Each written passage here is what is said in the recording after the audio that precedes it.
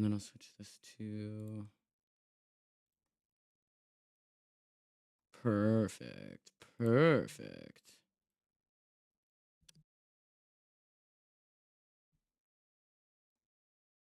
Let me mute.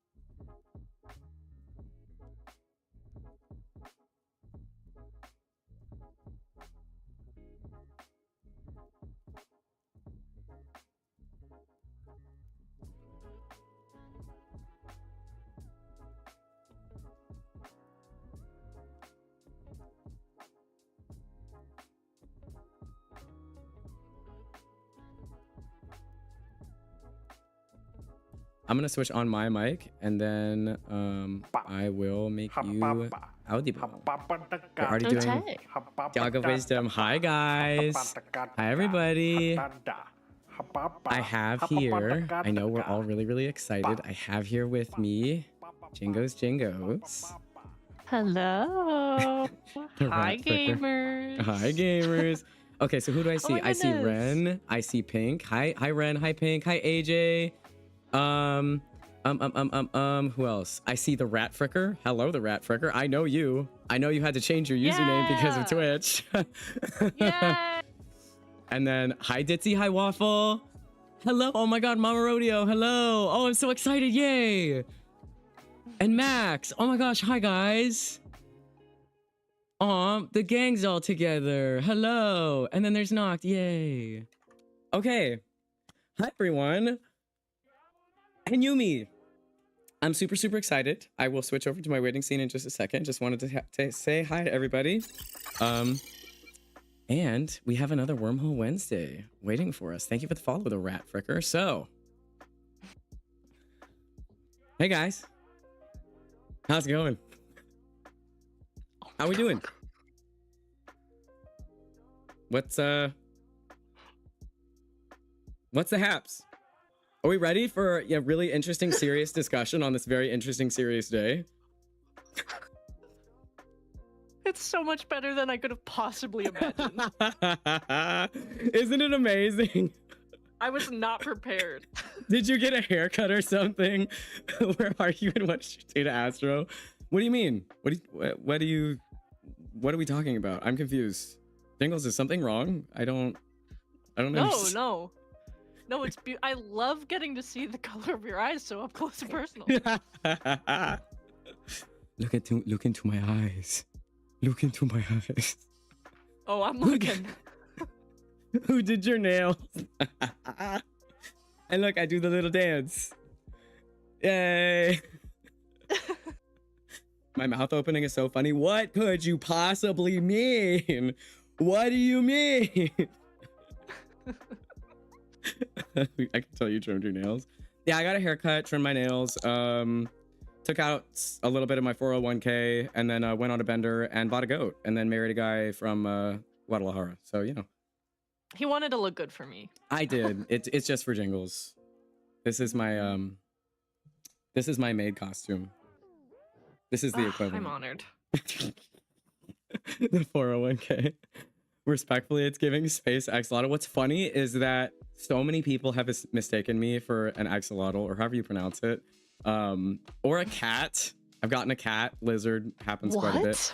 Oh yeah, yeah. So especially my original model, so many people thought it was a purple cat, and I can kind of get it because the horns look like ears, but like also, okay, kind of an interesting cat. Long cylindrical dragon meat. All right. That's crazy. Okay, all right. I love the dragon dancing meme. Dragon wiener. Okay. Well, hey. April Fools, everybody. I hope you loved my little silly. I'll switch back to my regular model once we get to the actual serious wormhole, but I thought this was really funny, and I actually want to add it as a redeem because I think this is hilarious. And I'm so happy with how this ended up looking. Best $5 I've ever spent. Best $5 I've ever spent. I didn't even question it. Oh my gosh. That's just how it is here. All right. So I will switch back if I can find my freaking here we go. Yay, it's regular me. Hello everybody. It's regular schmegular me. I know I'm boring again. But welcome in. I'm so glad you guys could join. I'm really excited for today. As you guys see, some of you are from Jingles community specifically. A lot of us overlap sort of, but I have Rat Rodeo, aka my beautiful friend Jingles, here today to talk about all things disability, SLP, speech language pathology, and living with disabilities and chronic illnesses, either mental or physical or what have you. Hi Jingles. Hello. Hi guys. I'm really excited. So for those that aren't aware, I've only done one other Wormhole Wednesday before. So this format is kind of an interview format. I will be asking Jingles some questions of my own. I will be taking notes as we go along. And if you guys have any questions whatsoever, feel free to ask. This is supposed to be an open conversation. I also want to say that I do have moderators in chat. We want this to be a very safe space for everybody to have a very open, honest conversation, exchange ideas. If you do agree, disagree, if you have some questions that you're afraid of asking because you might think they're quote unquote stupid, don't be afraid. Share your opinions. Just do so. All we ask is that you do so respectfully. And if you're asking a question, you're asking it really to try to understand, and it's in good faith. Otherwise, it should be a really fun time. The last one was a bunch of fun. That one's up on my YouTube, and I'm really excited to discuss these topics, especially given my recent diagnosis. So this should be really fun. I'm really excited. Here we go. Also, there's another thing I added, guys. Ready? 3, 2, 1. Oh my god. Ta-da! That's so cute. I know. I spent way too long last night working on that. It's beautiful. I love it. Happy autism diagnosis. Oh my god. Jingles, you look different. I don't know. I don't know what you're talking about. This is how I look. I just woke up. I just woke up. This is who I am. It's true. I woke up like this. We flawless. Really quick, I want to say to everyone, hello. Hi guys. I love you all. Can Jingles have the tinfoil hat? I don't know what that means. But hi guys. I want to say really quick, I have I have an undergraduate degree in speech language pathology. I have a minor, I got a minor in disability studies. And so just to kind of let you guys know, when it comes, okay. When it comes to asking questions, you can ask any questions to me. even if you think that they're dumb, I promise you that there's no way to learn and to like reprogram possibly harmful previous understandings without asking an embarrassing question. Hmm. Um, so I am comfortable with you asking me questions that you think might hurt someone else's feelings. You're allowed to ask me. Um, I think that's just really important just to put out first, because otherwise you don't want to ask someone who's not comfortable to answer those Hmm. questions and then hurt them. So Yeah. just out right there, out in the beginning, in front of it, Inti ask whatever bining. you want. Indie bininging. Inti But biningi. otherwise, yeah, I'm really excited. I'm excited to get into this, and I am an open book. Flip through my pages, baby. Flip through my pages. I'm excited. And I will say, I know Jingles is a close friend of mine, so I know Jingles personally, and Jingles is a very open, accepting, intelligent person, although they will try to say differently, and I can yell at them politely about it later. So truly a great person to ask whatever question you might have. 100%. I can vouch. Okay, so without further ado, my first set of questions would be specifically, you studied speech language pathology specifically, correct? Yep. So it's often shortened to SLP. I know that much. SLP for speech language pathology. But can you kind of give an overview of what that means? Yeah. So speech language pathology is SLP is typically like the term that we use for the people who work in the program.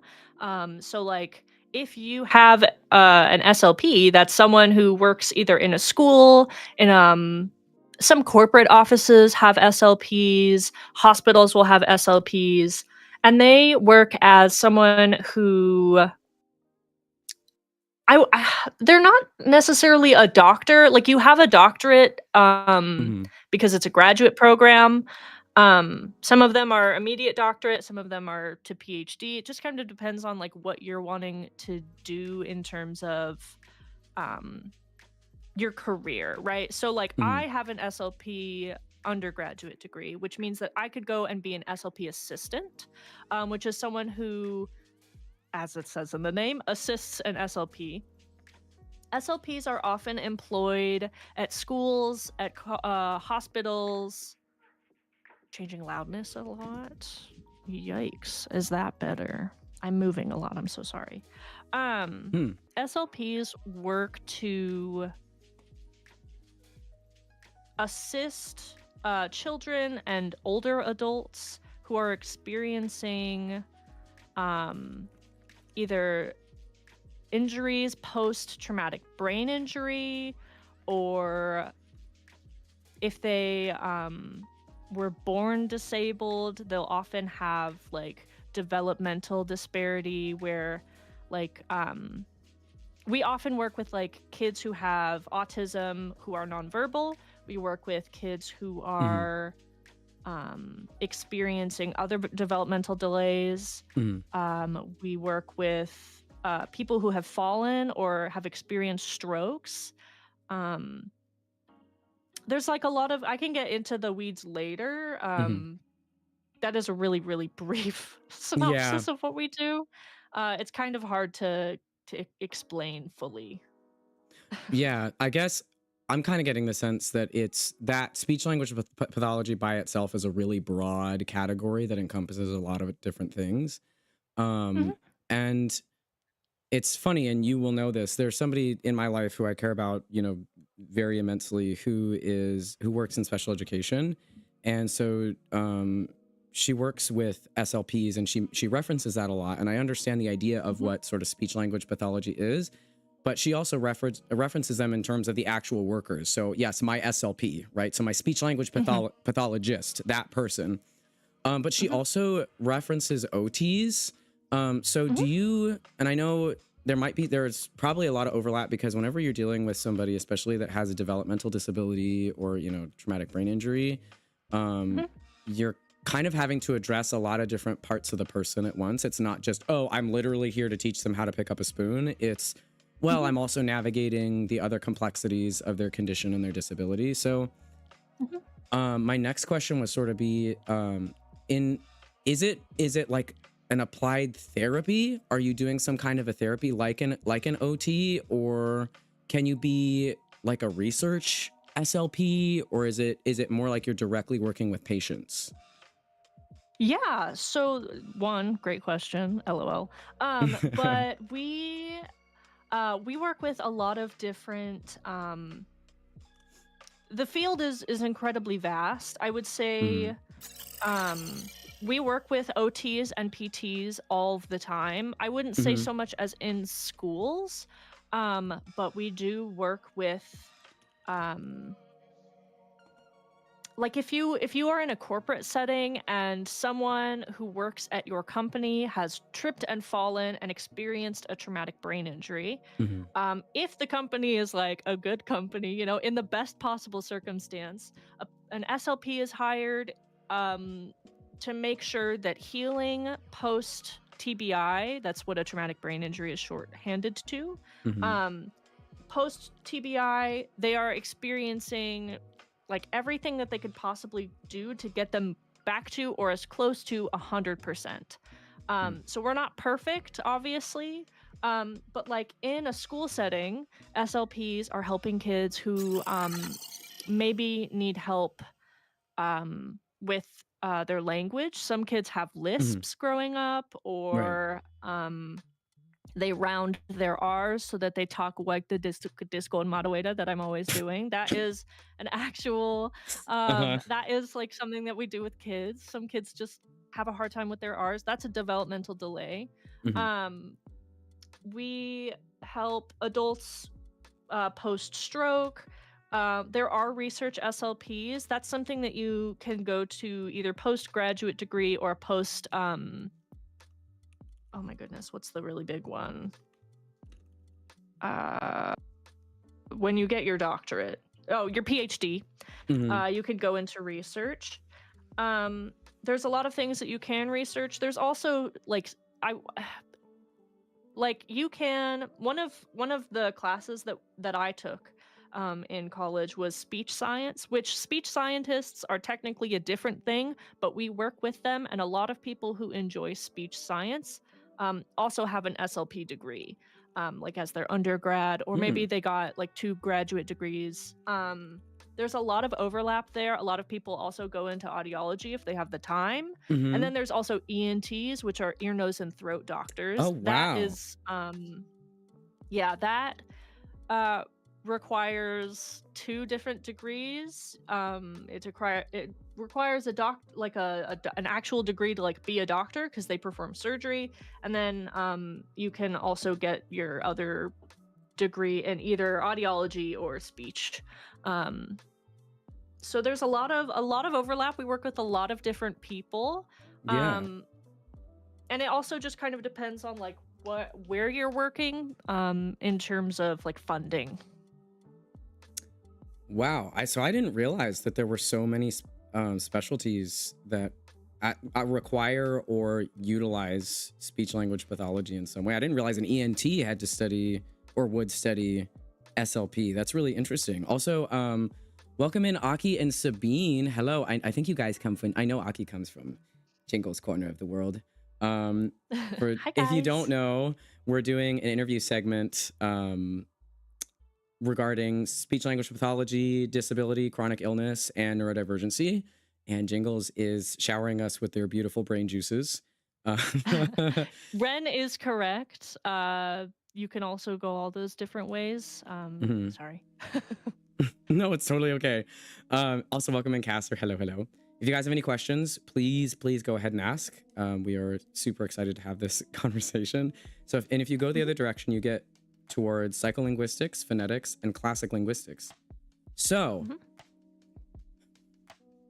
okay, interesting. So you do, depending on what you end up wanting to pursue after sort of studying the broadness of speech language pathology, you can work directly with patients, and it seems like a lot of people do, but it really depends, right? An audiologist is so different than somebody working as child support in a school setting, right? Yep. So interesting. So, but you've talked about specifically wanting to go into audiology, is that correct? Yeah. I want to work with patients with hearing loss, patients who need cochlear implants, patients who need normal hearing aids, quote unquote normal hearing aids. But that's a whole different graduate degree, and so it's a little bit, bit muddied. So I guess SLP is sort of the foundation for understanding, I guess speech and language and how they present in, human beings. And then from there, it can be applied to a lot of different things, because it makes sense, right? If somebody's, for example, hard of hearing, which again, there's that person in my life who's very important to me, who's also hard of hearing and wears hearing aids. Speech might look different. They might have a lisp, right? They might not be able to really communicate verbally whatsoever, or in a way that's, I guess generally intelligible. Like she would talk about how, as a child, there were supportive options for her as a child to learn how to, there's ASL, right? Signing. So learning sign as a means of communication. She wasn't allowed to engage with sign, which was very unfortunate. But then she met with a specialist, and maybe this is somebody underneath this field, but a specialist who she would touch their throat and face to try to understand the sounds that they were making, because she really couldn't hear anything. And they would help work with her to kind of create the physical form of the throat and the face and the mouth to create the sounds that she wanted to make. Is that something you learn about in like this really broad SLP, or is that more specialized? Yeah, so that is a modality of like teaching language, like acquired language, right? Because there's language that like we develop as someone who can hear, like typical. We talk about it as typical or atypical, which is very scientific. And if you're offended by that, I'm so sorry. That is just the easiest way for me to describe it to everyone. Typical childhood development, your ears work 100%, right? When you are born with atypical hearing, whether that be sensory neural hearing loss or a bone conductive issue, or conductive hearing loss, there are a lot of different ways to teach like language after or before you get fitted for hearing aids. That is definitely something that SLPs can help with, but that is a very old school way of teaching, Right. like language. It's not super used now, just because hearing aids have gotten a lot better as well. But tactile, it requires a lot of like patient consent that is hard to, with how our current like setup medically is. It's just hard to like get all of that consent. Really quick, Casser asked if speech teachers are occupational therapists. We're not. We work with them a lot. OT is something that like older individuals tend to have. So in this case, speech teaching is like for little kids in elementary and high school. Those are like the government pays those kinds of SLPs. Occupational therapy is usually with older individuals who are still working. If it's occupational, that means that they like aren't retired yet. So maybe they fell and broke their hip and they need to learn how to like get out of a government issued vehicle. That's what an OT would do. If they need other therapy treatment, then they're seeing a PT. And we work with PTs significantly less, but they are still someone that like we may interact with, because like our patient is seeing them and us, and we need a full comprehensive medical file, So like we would be in contact, but like not direct. Okay.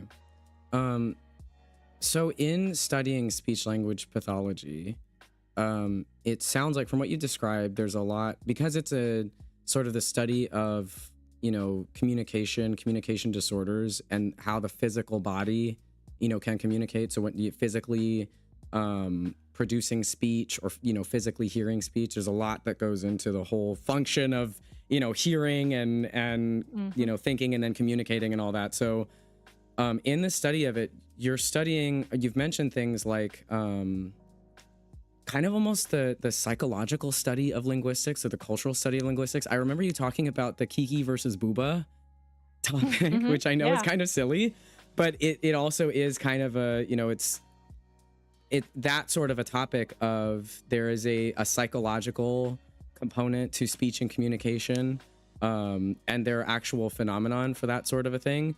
So when you were studying for your degree, what kinds of courses were you taking? Is it linguistics? Would you take psych courses? I mean, what were you studying? So, every high school or every college is a little bit different. In my case, the speech language pathology program was pretty small. There were only about 40 people in my graduating class, which means that they couldn't really overload us because people were gonna drop out if they did Right. that. So we took, here I have, this will help remind me. Jingles has college notes for us. I do. I'm looking at them right now. So one of them was Introduction to SLP, and that one was like a brief overview. That's a science course that like anyone in any program could take, but I had to take. Right. And then we took Anatomy of Speech and Swallowing. We took my goodness, the speech science, and then hearing science, and then we took a lot of developmental speech courses. So like a lot of people in my program want to work with kids. I did not, so that was something that I just hated. And then you have to take a writing course for that program. And that one is a little bit different because you have to learn how to like write in medical jargon and advocate for your patients in a way that's still professional. And then we took a couple speech language pathology assistance courses. This one is on childhood language disorders. And then because I was interested in audiology, I got to take I took 2 classes that were specifically just audiology, and it was basically me and like 4 other people sitting in a room and talking about hearing loss and getting to like look and manhandle some hearing aids, which was really cool. We didn't get to do that in any of my other classes. Oh, very cool. That kind of thing. So it's definitely, I took a phonetics course. I took a linguistics course. I took statistics, which was awful. I took psych. Stats. Stats was awful. I took a psych class, which I had already taken a lot of psych in high school, so I didn't really need to, but it was an easy, 3 credits. Statistics was, I have talked about statistics on my own channel so many times, it's the worst. I hate it so bad. Oh my god, it was awful. Yeah, it was rough. I don't know how I like know people who enjoyed it, and I'm like, what is wrong with you? I know. But yeah, it just a little bit of everything. I had a lot of extra credits though, so I got to take fun classes too. I took a mythology course, and then I got my minor in disability studies as well, and I took every course that was in that program, even though I think you only had to take like 3 or 4. Right. So the reason I asked is that I think I want everybody to understand just how broad this is, because I'm trying to wrap my head around it too, and it's so broad. You're looking at anatomy, right? So the physical body, the science of speech. Oh, I took a neuroscience class as well. Okay, so neuroscience too. I mean, we're going. There's a lot of information here. The science of speech. I'm assuming that speaks to areas of the brain and the literal function of speech, how we speak, functional hearing, how we hear. And then obviously, because you're studying it in terms of supporting other people, you're looking at different disorders. So childhood disorders. And I know you said a lot of people, want to work with kids, right? But obviously there are adults with disabilities. We're two of them. Hello. Hi, everybody. We're two people with disabilities. Lots of specific writing courses as to medicinal shorthand, which is a whole freaking hot mess. Patient advocacy, which is great. I'm so glad that they had that. So there's just a lot here. A lot of information that goes into understanding this very broad category of SLPs. And it helps me to understand too, right? Okay, you're learning how to write medically and you're, studying the science of hearing. So yeah, I could see how an audiologist could come from having an SLP degree. And then, phonetics, linguistics, all these different aspects to language and communication. Just incredible amounts of information. We do need more people working with disabled adults. We do. Yeah, it's rough out there. We really do. Pink asked, what made you choose this field over other healthcare paths? Yeah, so actually Rodeo Mom got me interested in speech to begin with. I had wanted to go and teach like English. I wanted to teach like writing and language and I wanted to be an English teacher really, really bad. I wanted to teach in high schools. I was really, really blessed. I got to go to a great high school. Like I went to a charter school, so just kind of, public in that it's, still a public school, but I had every teacher that taught at my high school had to have a graduate degree in order to teach.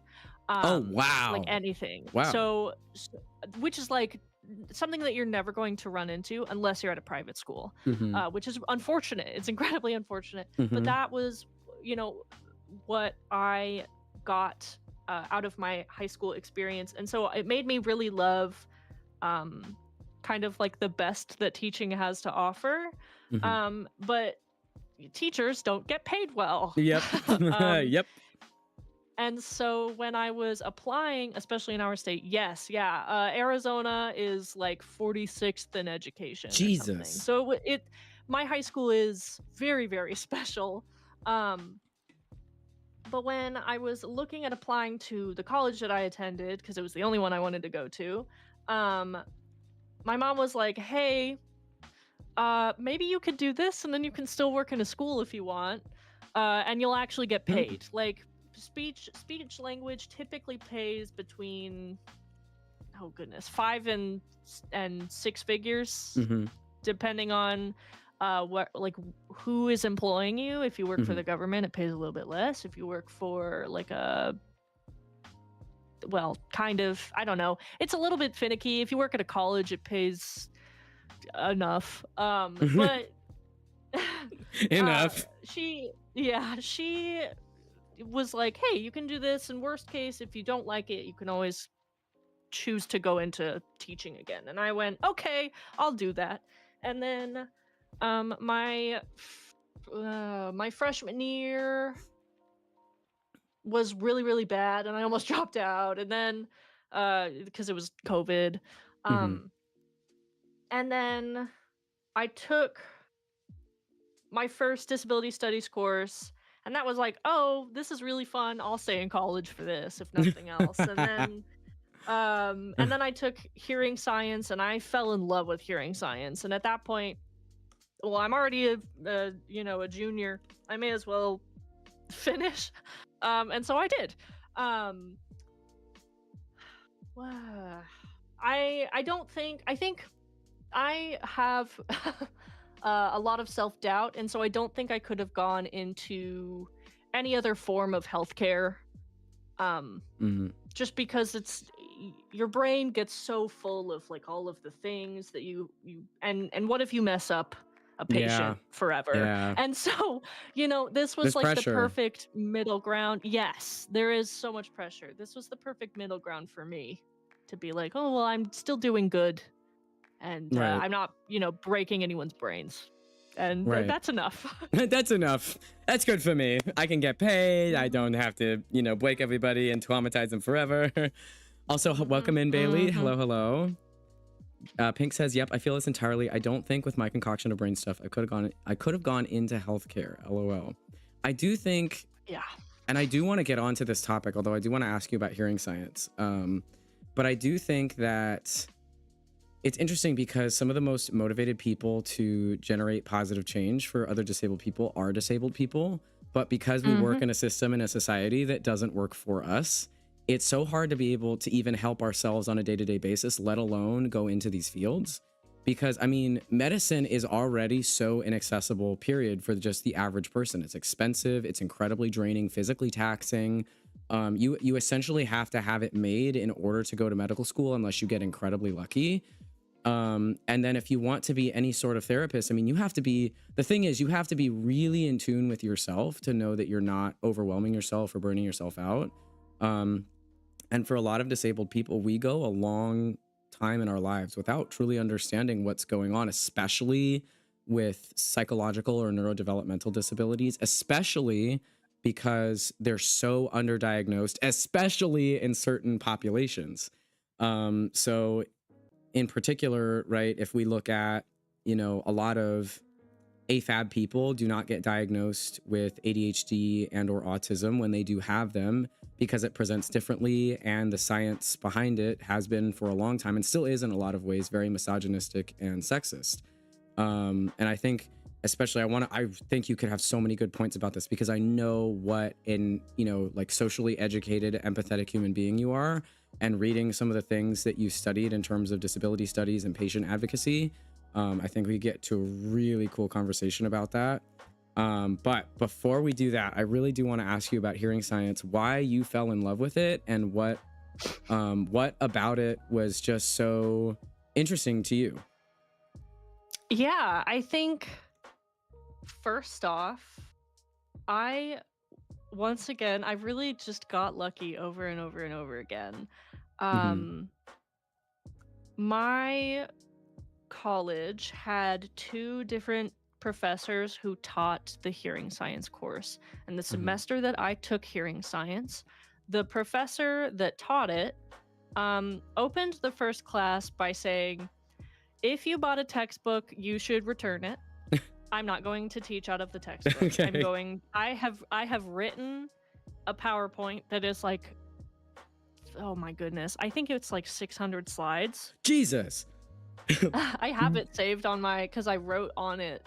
It's in my notes somewhere. Let me see if I can find it while I talk. He gave us this PowerPoint and said, everything that you will ever need in this course is right here. So there's photos of just like ears. There's just really nasty photos. There's pictures of bugs in kids' ears. There's photos of a brain with no cochlea in it, like a post dissection. Sorry, medical stuff is gross. To anyone who's grossed out by that. Like, it just has everything. It's incredibly comprehensive. And that was so fascinating. And I fell in love from that day on. Yeah, it's 300 slides, so not 600, but it's a lot of photos. Ton. Yeah, it's a lot. And it just, I can show one day I'll show people who aren't grossed out by it, because I find it really, really interesting.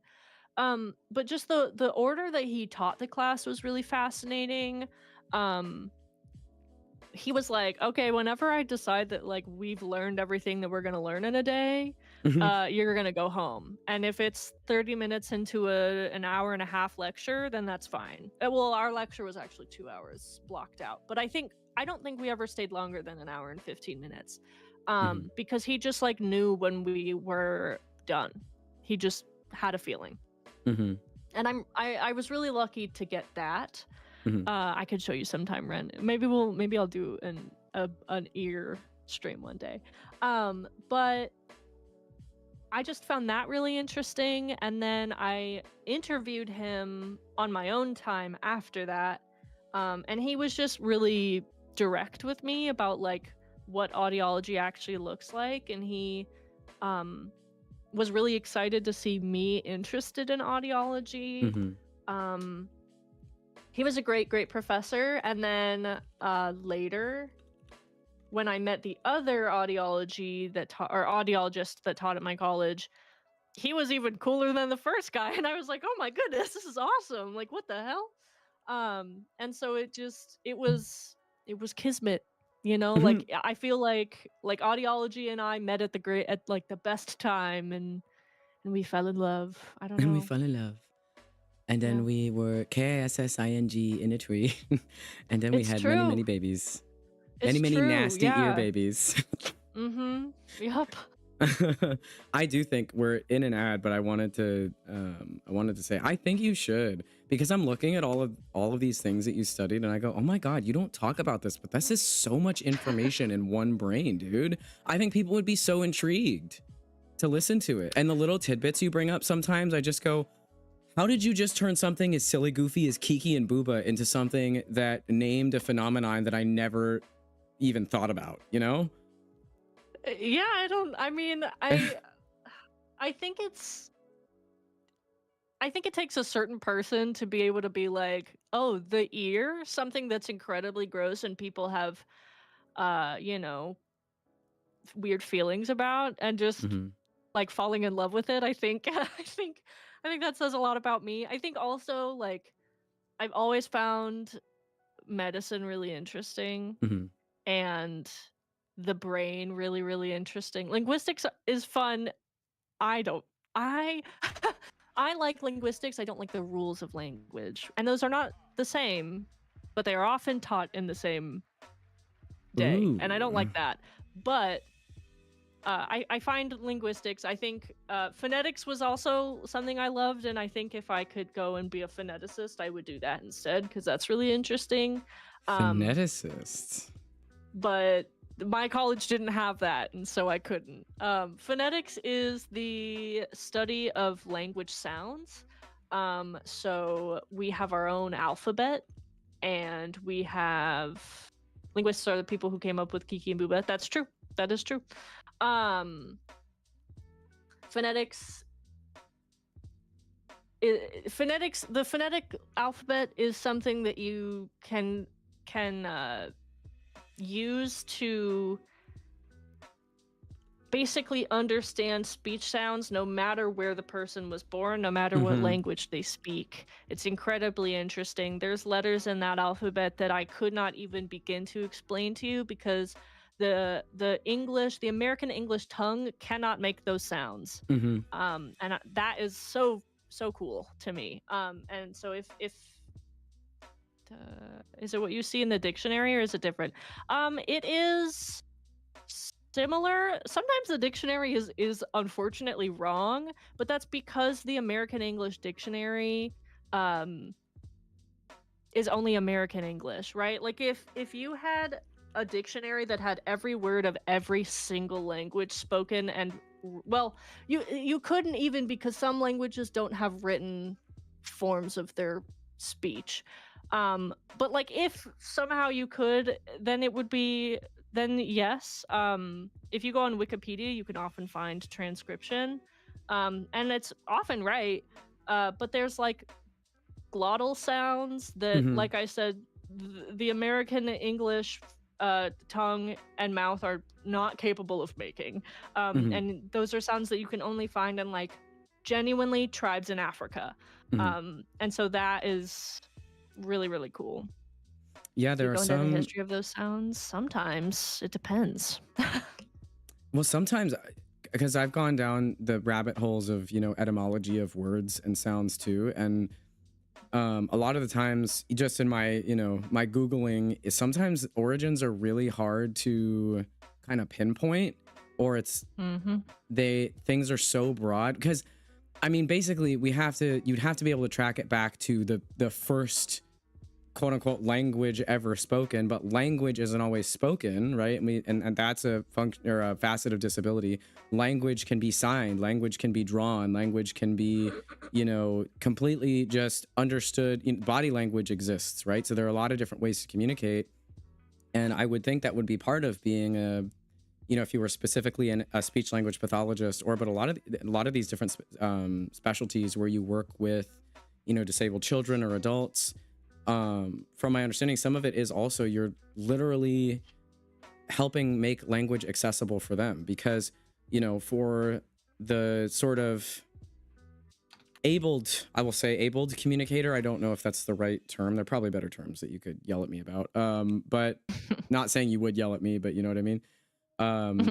You know, we learn to speak, right? I'm speaking English right now, and then I can learn other languages, and they do have those sounds that are not present in the English language. But for those that can't, that are significantly struggle with speech, there are other methods of communication. Maybe that's a cool tangent to go on. What are some other methods of communication other than just speech and writing? Yeah. So obviously, I mean, you talked about it a little bit earlier. There's speech, or there's sign language, which is like the oldest form.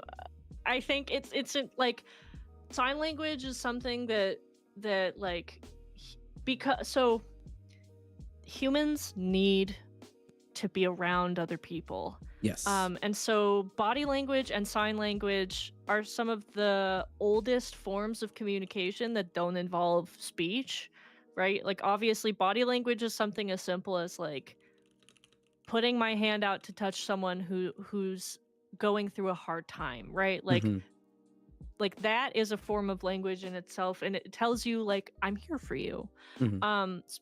Sign language is a little bit more finicky because each language has its own recognized form of sign language, and so like English sign language is different from American Sign Language, which is where you get the ESL versus ASL. There's also AAC devices, I think is what they're called. Right? AAC device. Yes, AAC, augmentative and alternative communication. Some of those are like iPads, and some of them are just like a board that has words written on it that a kid or an adult or anyone who's disabled can point to tell you that they want an apple for lunch, or, you know, there's a lot of different forms. I mean, if you want to get into the weeds of it, there's, oh my goodness. Stephen Hawking, right? Stephen Hawking. I was just thinking about that actually. He had a device that would track eye movement, and that's how he would, and then it would speak what he like tracked with his eyes. I had a professor who had cerebral palsy in college, and he was nonverbal. So he wore a helmet that had like a stick coming out of it, and he would poke at letters on a letterboard. And then he had a reader, a speech reader, who would sit next to him and say out loud what he was trying to communicate to the class. So there's a whole bunch of different forms, language dialects, sign language dialects, like Ren said. Yep. It's super duper interesting. There's so many that I don't even know about. You know, like it's really, really interesting. It sounds like that, you know, there are some sort of common communication devices. So obviously speech and writing and sign language, body language, these are all very, you know, common normalized forms of communication. But then even with assistive devices, it looks like it's just kind of whatever you can make work for the individual. I mean, I know, for example, this person that I've referenced, a lot of her students have AAC devices because they are completely nonverbal. So they use iPads with, oh my gosh, I can't remember they use a lot of different softwares, but they have some preset buttons that the kids can press to say, you know, I want an apple, or I want food, or I need to go to the bathroom, or what have you. And then some of the OTs and the SLPs will more so the SLPs will work with programming those devices to, you know, for example, some kids are not at the point yet where they can actually form sentences by themselves, but they can understand that when I press this button, this person will take me to the restroom, which is what I want. So, okay, then we're going to have pre-programmed sentences. But for some children, it's okay, they can formulate sentences. So maybe we'll have individual words that they can put together into a sentence, whatever is accessible to that person. But listening to you talk about your professor with cerebral palsy and that helmet with the antenna and the speech reader, I've never heard of that. That is so cool. I'd never heard of that as an option. Yeah. And obviously Hawking's device was, you know, at the time, sort of one of a kind, especially. I know it wasn't, but given that he was so in the public eye, obviously really, really cool. But it seems like sort of the job of somebody, if you're working with somebody who is disabled and struggles with, you know, communicating in a more commonplace way, I guess, that you kind of just have to get creative as to what's going to work for that individual. Yeah. Disability, so like there's the spectrum TM, but disability in general is a spectrum. And so and you can make the argument that like I personally believe that like the spectrum TM is so much more broad than like we even understand. I've talked about it a lot in my classes that I took, and a class that I created in order to be taught at the college that I attended. Created? I my senior year of college, I needed to take a Socratic seminar course, but it was at the same time as another course that I needed to take that was for my major. And so my professor, the head of my minor program, met with me once a week for an entire semester, and I got to do something that I wanted that he would then give me a grade for that told the college that I could graduate. Wow. And so he came to me and was like, I think you would be really great at doing this. And he gave me like an idea and was like, make this into a college course. And so I did. And like that, what I made for him is like gonna be taught in a couple of years, I think. Oh my gosh, that's so cool. I didn't know that. It's something I put on my resume, but you know, I'm not teaching it, and so I don't bring it up very often. But what? When when my professor and I were talking about it, like we would just get into it about autism and ADHD, and like I genuinely believe that like autism and ADHD are the spectrum. That is the spectrum. ADHD I don't think exists without autism. Ooh. Personally.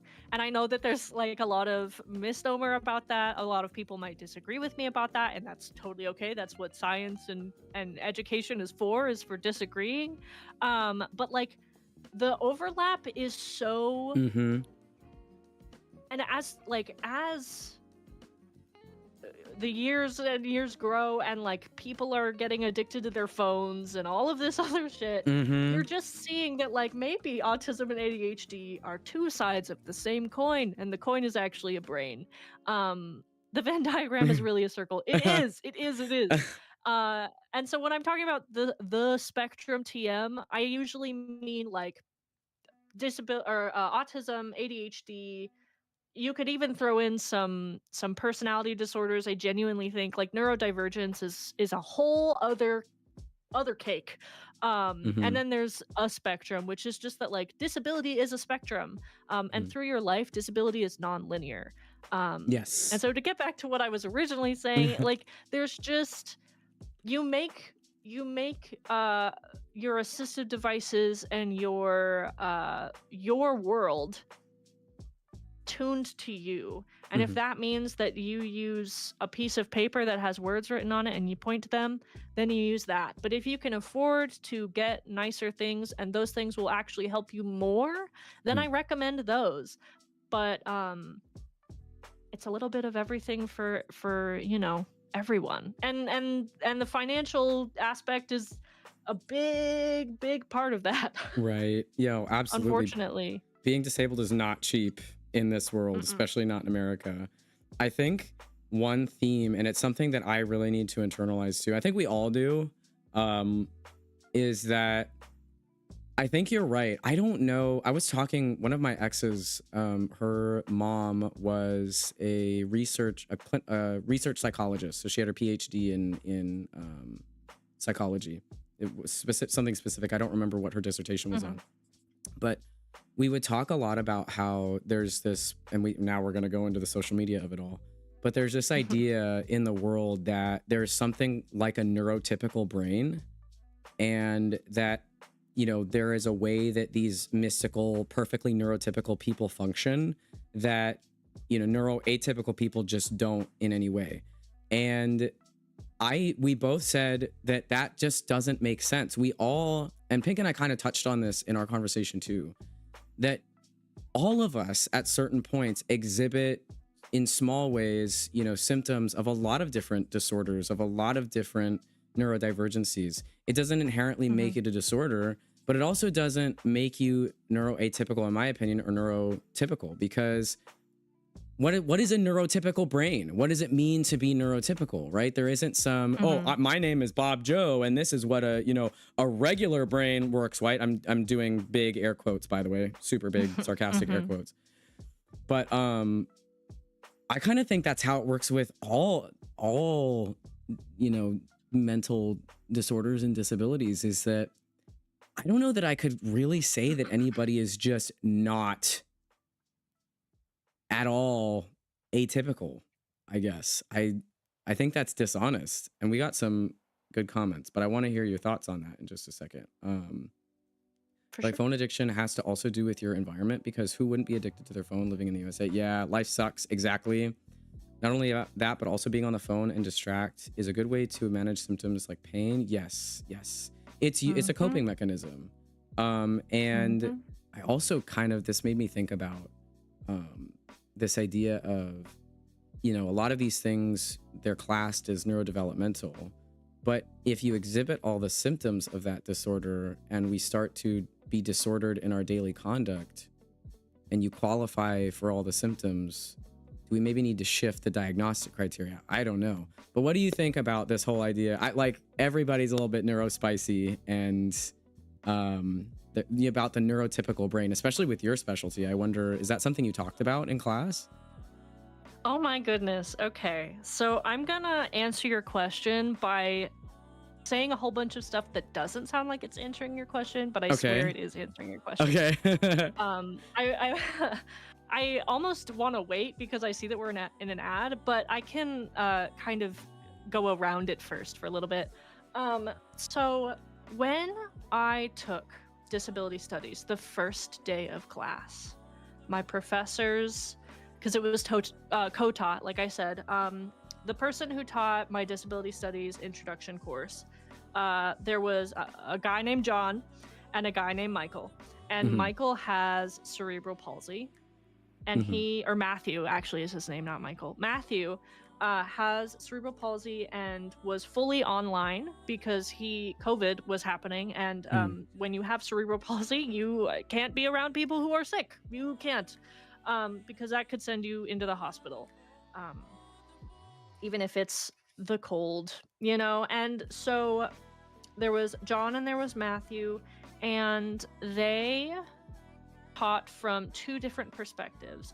John had previously been disabled but was not currently disabled, and Matthew was currently disabled. And part of talking about disability studies is there are two frameworks that we look at. They're called models. One of them is the social model, and one of them is the medical model. The medical model tells us that Matthew is disabled because he has cerebral palsy, right? That is what makes him disabled. The social model tells us that Matthew is disabled because the sidewalks are not easily maneuverable when you're in a wheelchair.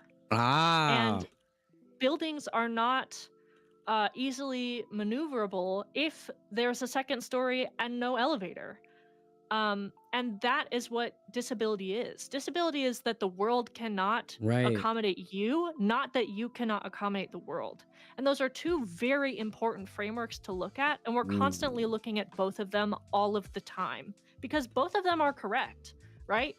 Matthew is disabled because his brain does not function in the way that a typical quote unquote brain works.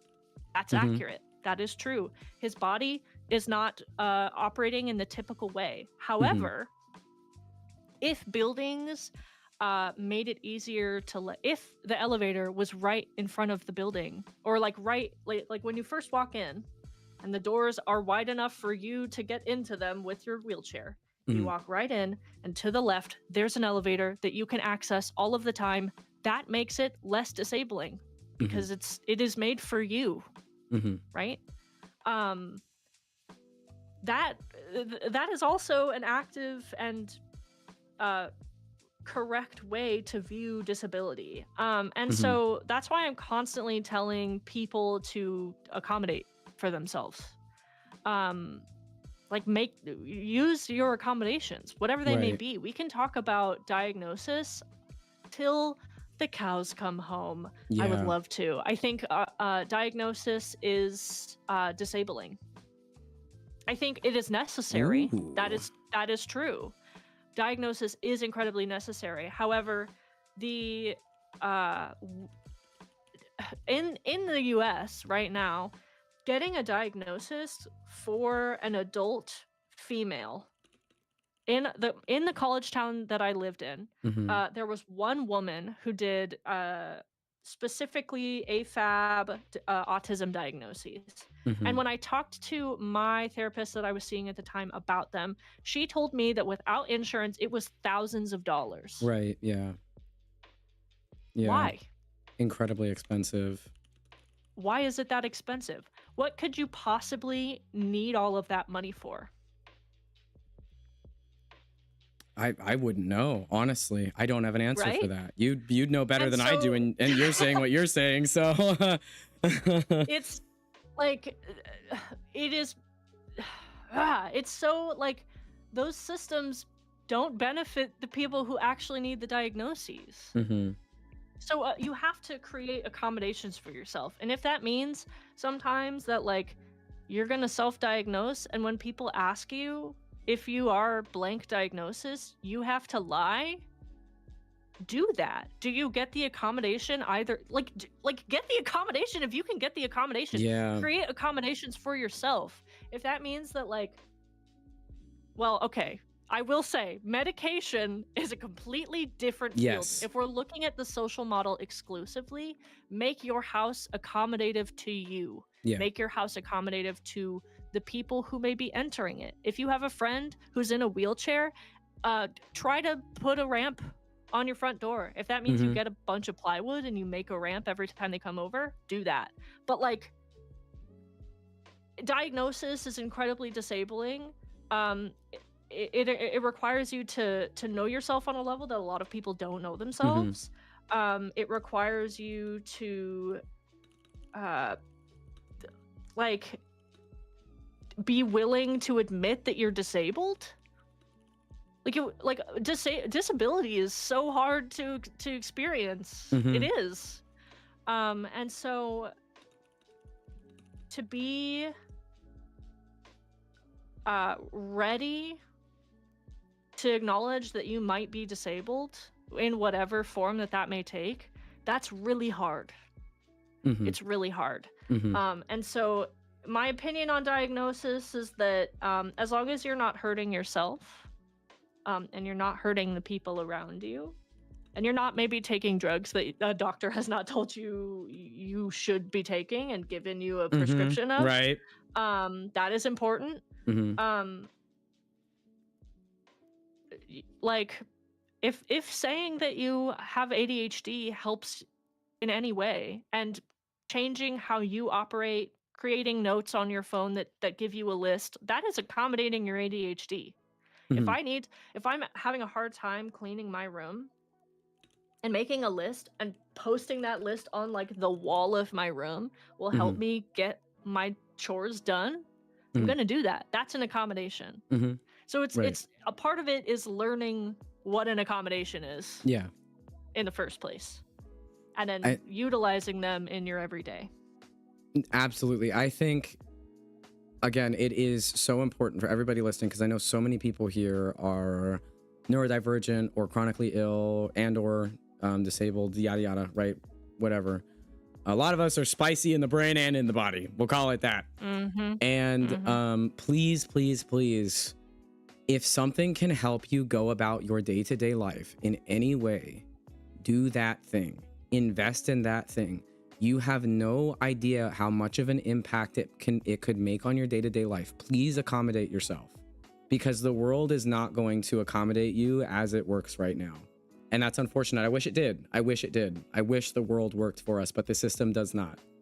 And it is so important that not only it's a deeper form of self-care, because, and I do want to talk about this too, finding accommodations for my different disabilities and chronic illnesses is slowly making an impact on my life that I really couldn't have foreseen.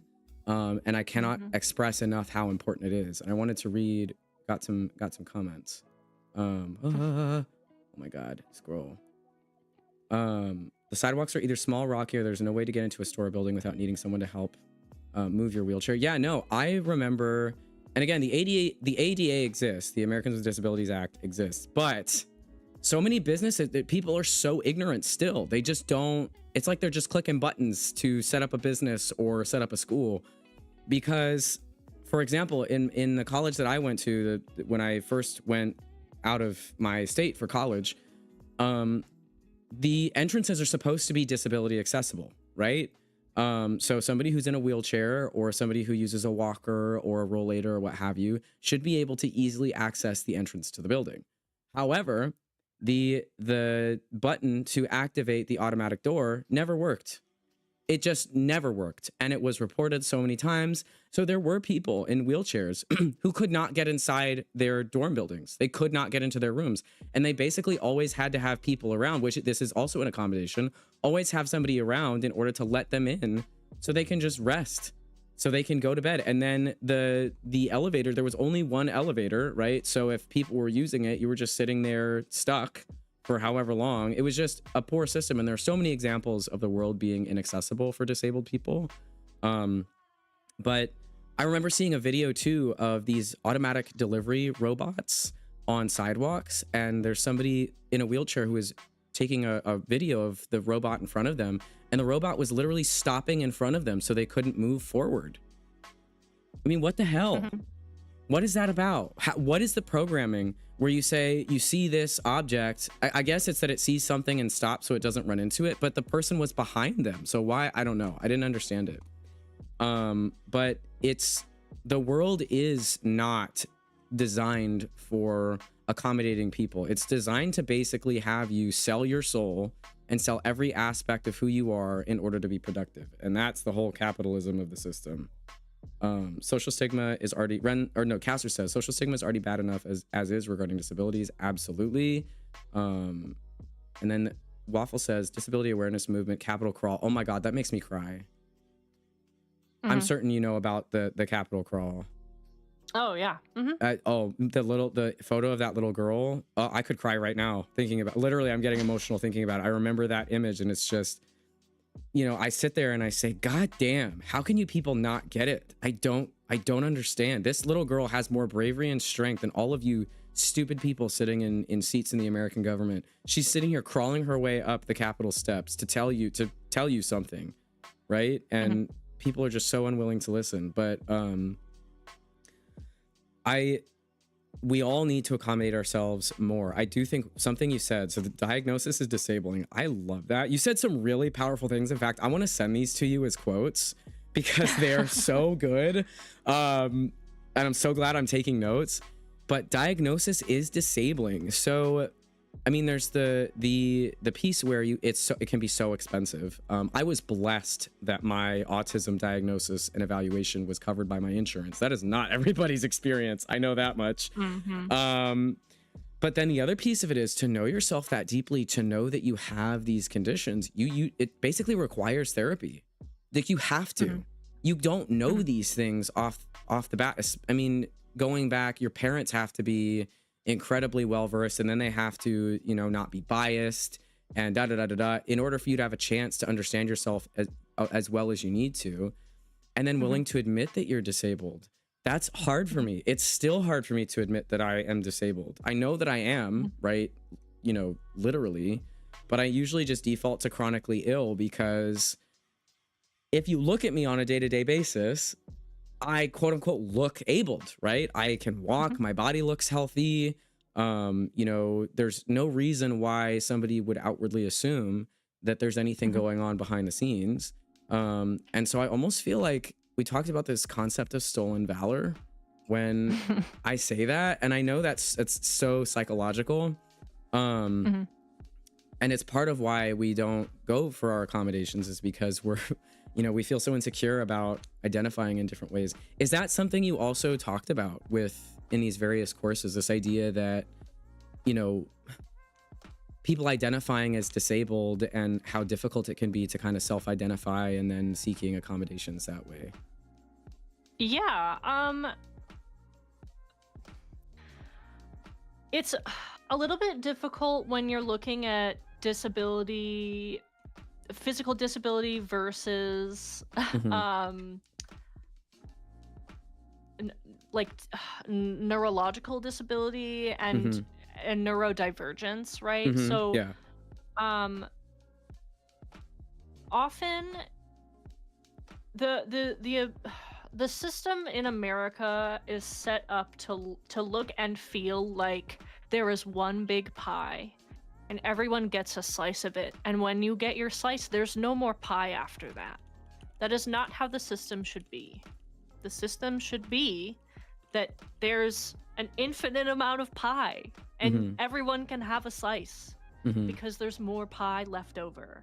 And so the part of the problem with self-diagnosis is that if you're wrong and if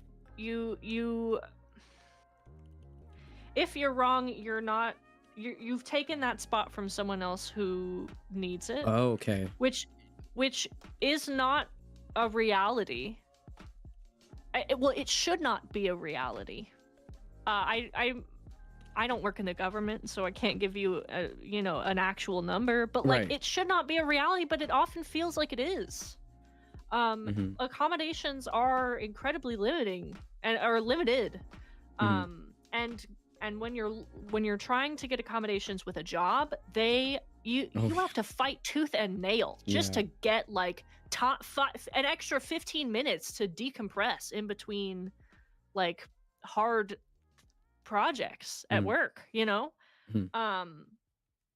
Why do I have to fight so hard for that? It's 15 minutes. It's 15 minutes, you know? So we do talk about that a little bit. It's also important to acknowledge language. There's person first and identity first. Person first language says, I am Jingles and I am autistic. Identity first language says, I'm autistic. Person first says, like, my name is blank and I am a person with blank. And identity first says that I am that thing and that should be enough. Both are valid. You can you can choose whichever one you prefer.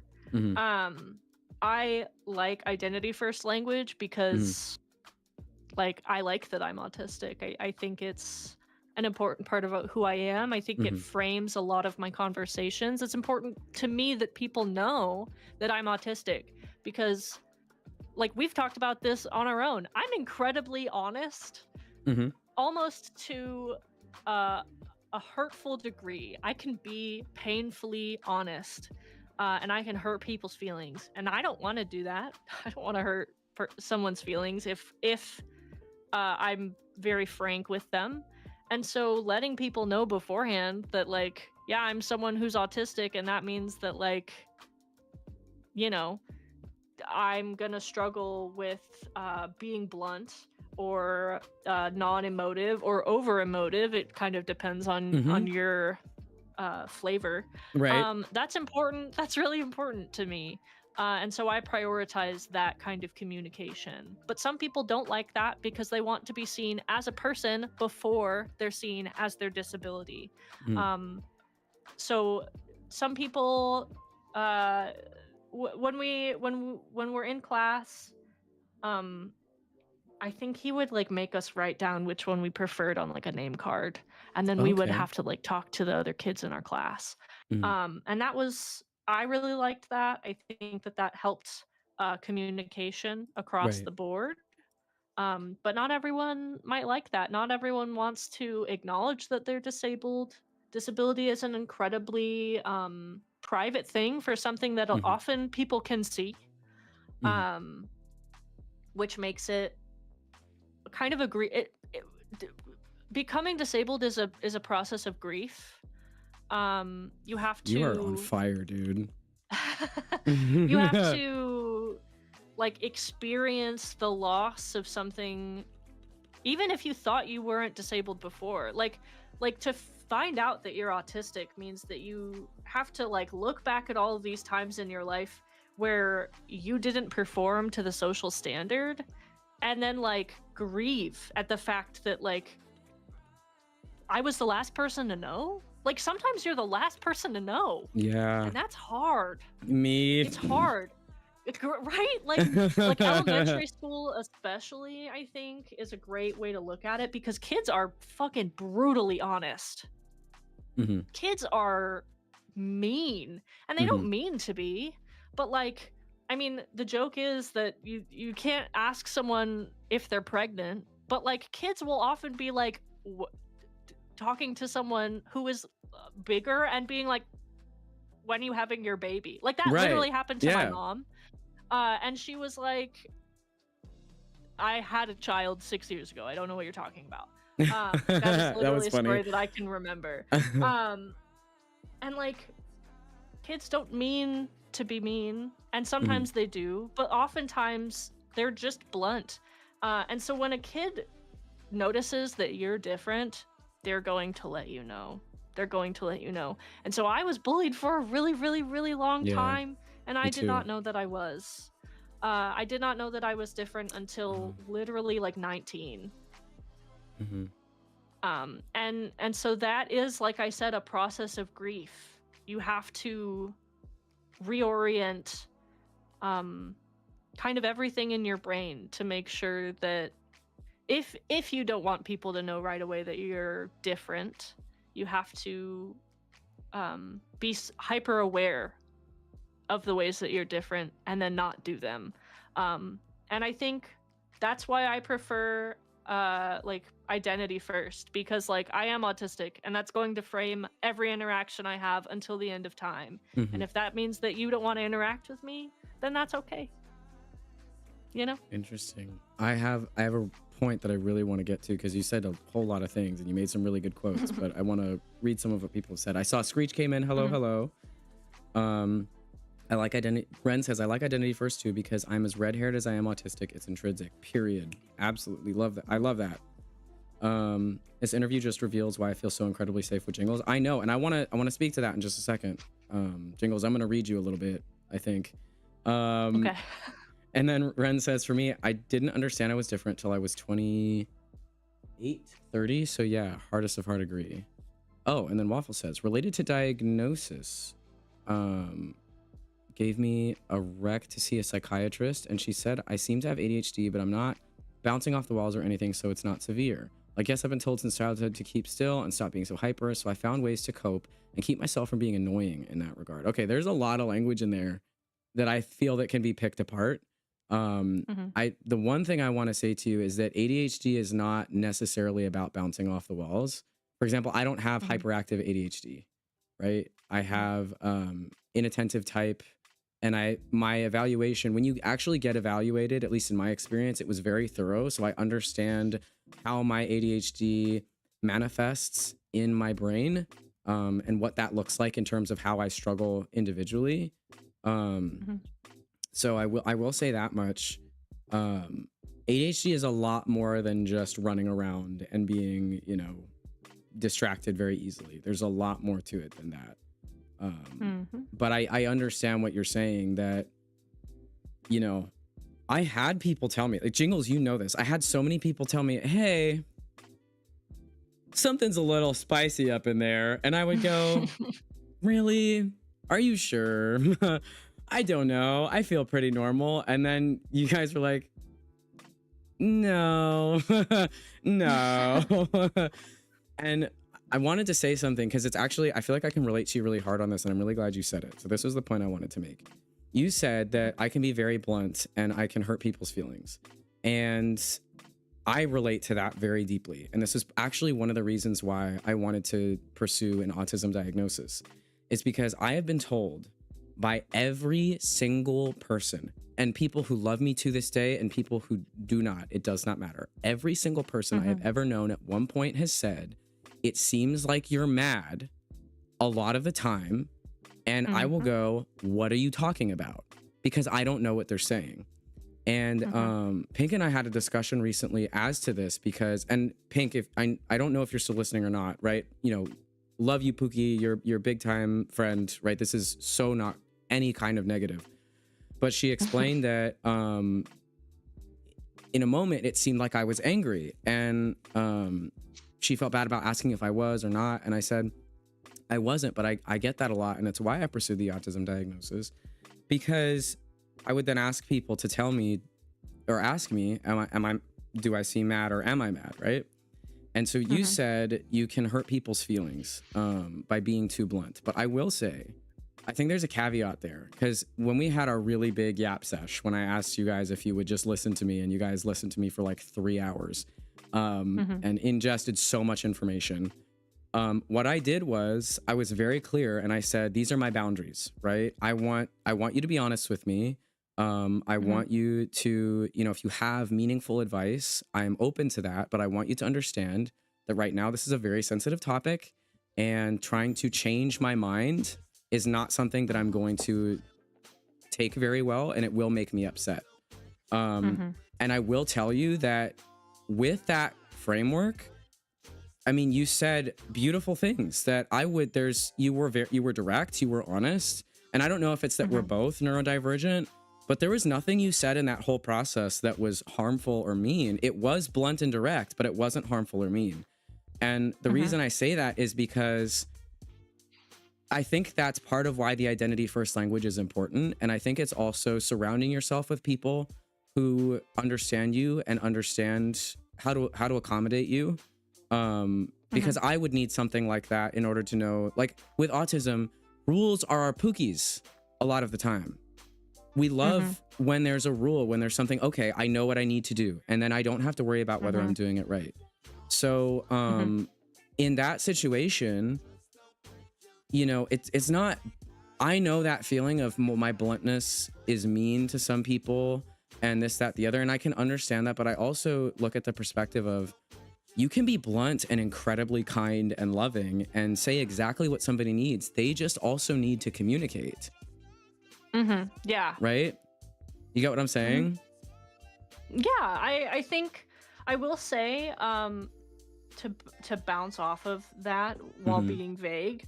I will say no neurotypical friendship I've ever had has had a conversation in which the neurotypical person has gone, here's a boundary. Yeah. That has never happened to me before. Yeah. But when there is a boundary, I know where I can and can't overstep. Boundaries are great for autistic people.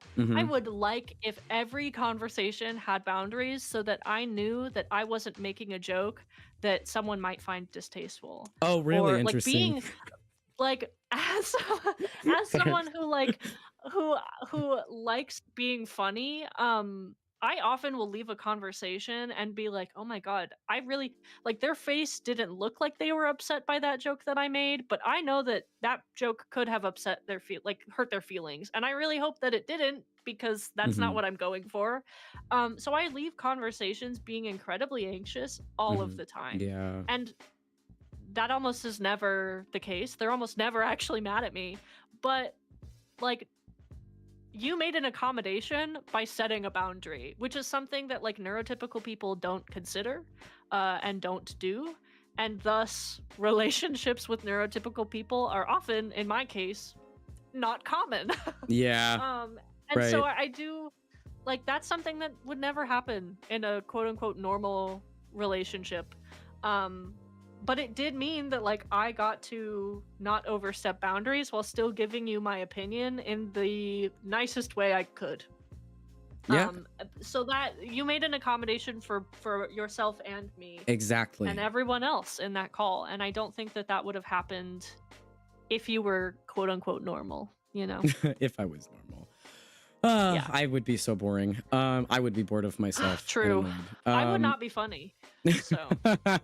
I would be literally a rock. That's it. I would have no thoughts, Mhm. nothing interesting about me. Well, Mhm. rocks are cool, actually. Never mind. I take that back. And the tism is showing.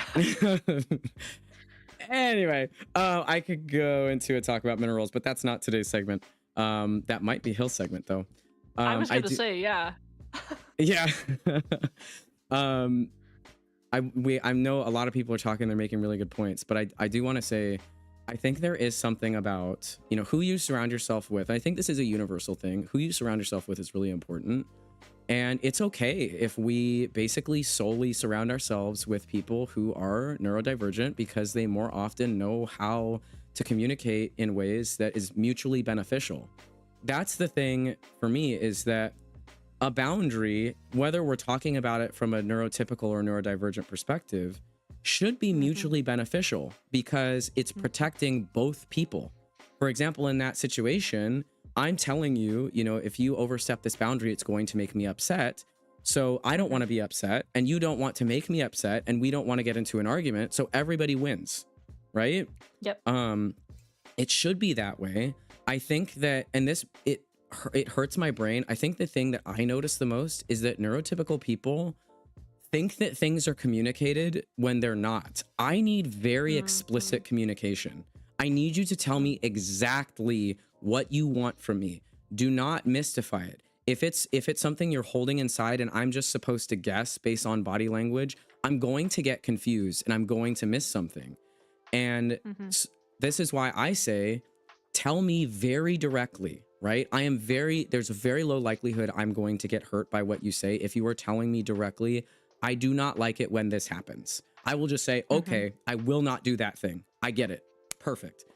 And this has frustrated me very much in all kinds of relationships, because that, I don't know if it's the same for you with your autism and your neurodivergency, but I need people to be clear with me. Otherwise, I miss things all the time. And then I misunderstand people, or, you know, in relationships, I've made mistakes, quote unquote, made mistakes that I didn't even know that I made because nobody said anything to me.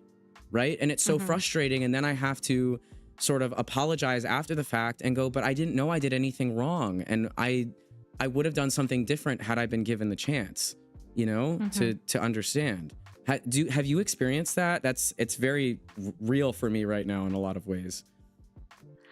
Yeah, I think it's especially muddied by the fact that, like, just to get a little bit into my history, right? My family, this is not critical of them. My family did not know what autism looked like, except for an over-exaggerated look that we see on, like, from Rain Man, if you've seen that.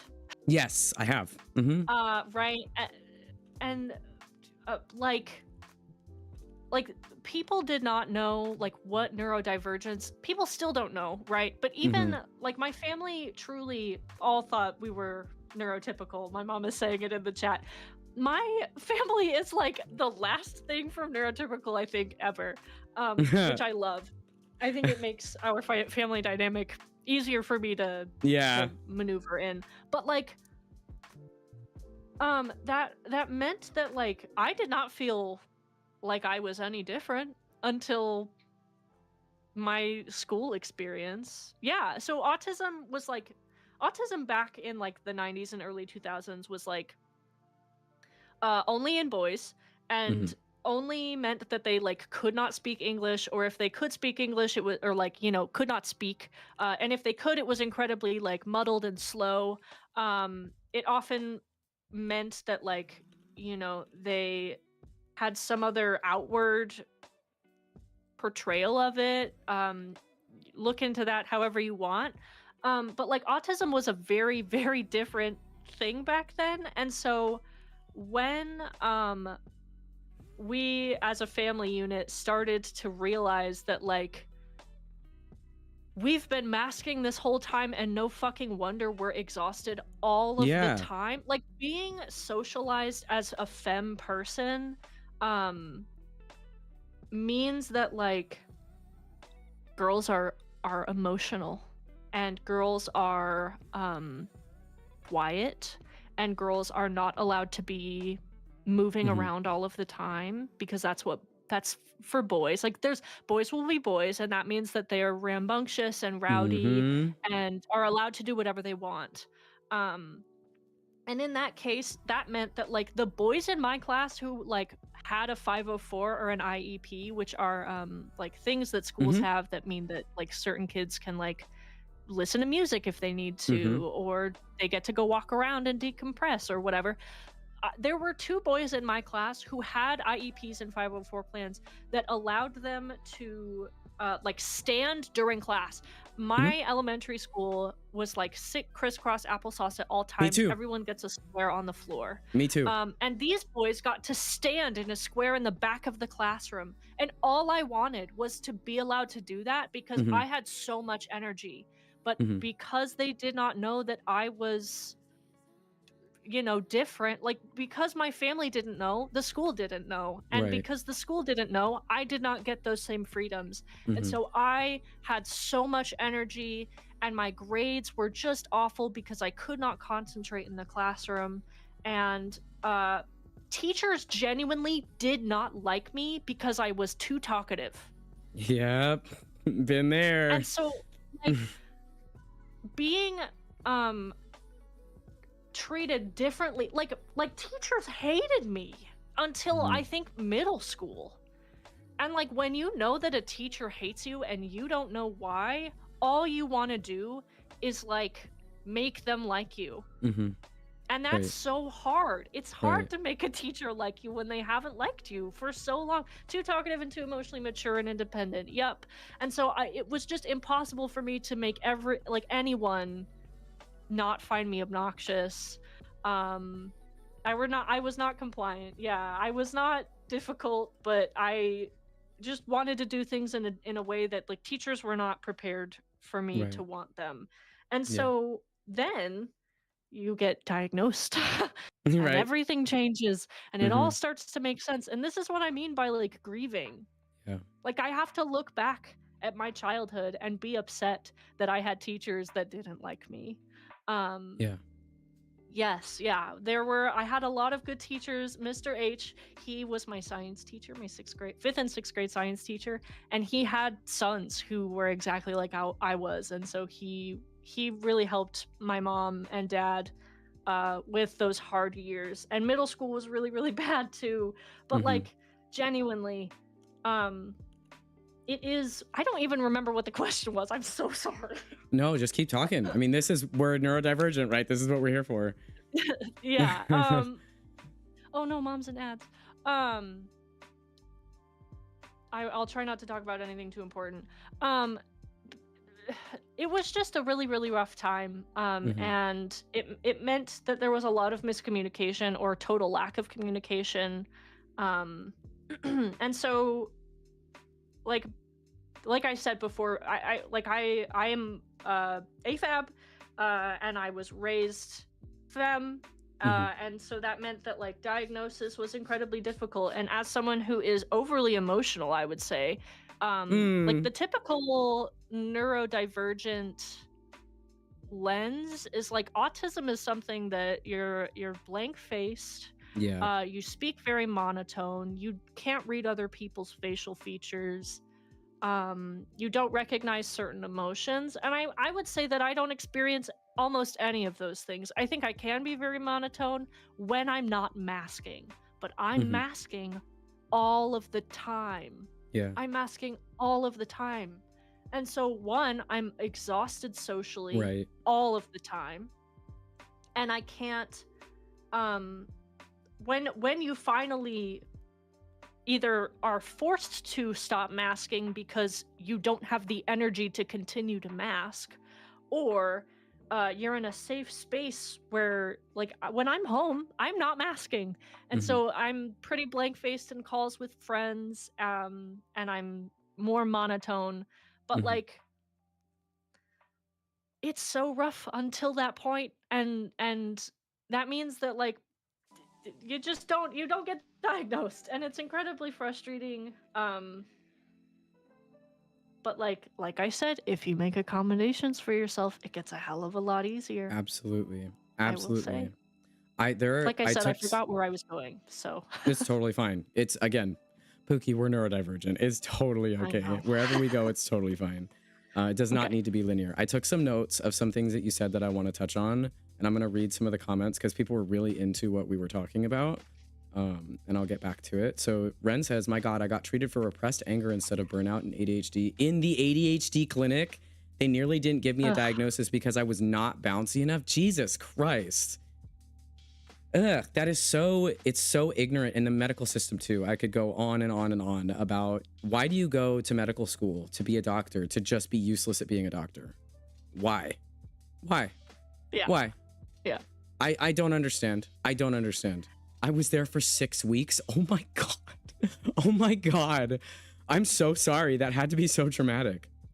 Waffle says, I want to see another psychiatrist, but I'd have to go outside my clinic, and I'm worried about my insurance not wanting to cover it. I totally understand that. There are options available. I was really lucky in my diagnostic process that almost everything that I have pursued has been covered by insurance. So there are options out there available for you. And if it's not there for you right now, as Jingles has said a lot, but I will parrot, accommodate yourself either way. Whatever you can do, learn yourself, sit with yourself, understand what helps you. And regardless, because you're going to need to do that regardless. Yumi, you always have such good points. Ugh, I love you.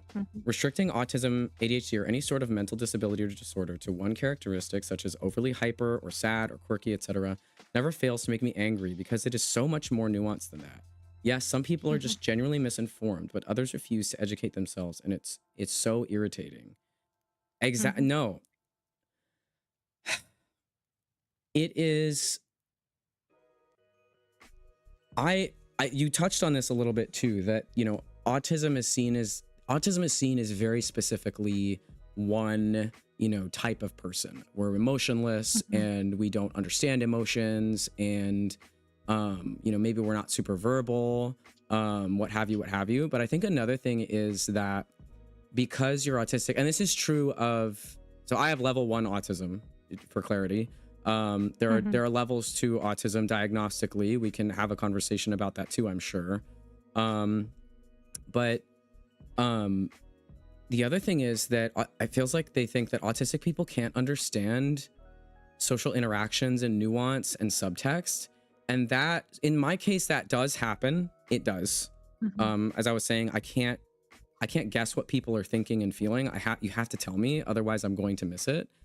But another thing that I can understand is that something that affects the brain is going to have more impact than just somebody bopping their leg around, right? If it's called attention deficit hyperactivity disorder, it's going to do a lot more. It's not the leg bouncy disease, right? And, you know, I mean, that's not what it is. That is a manifestation of ADHD. It doesn't mean that is ADHD. It's just what you associate with ADHD.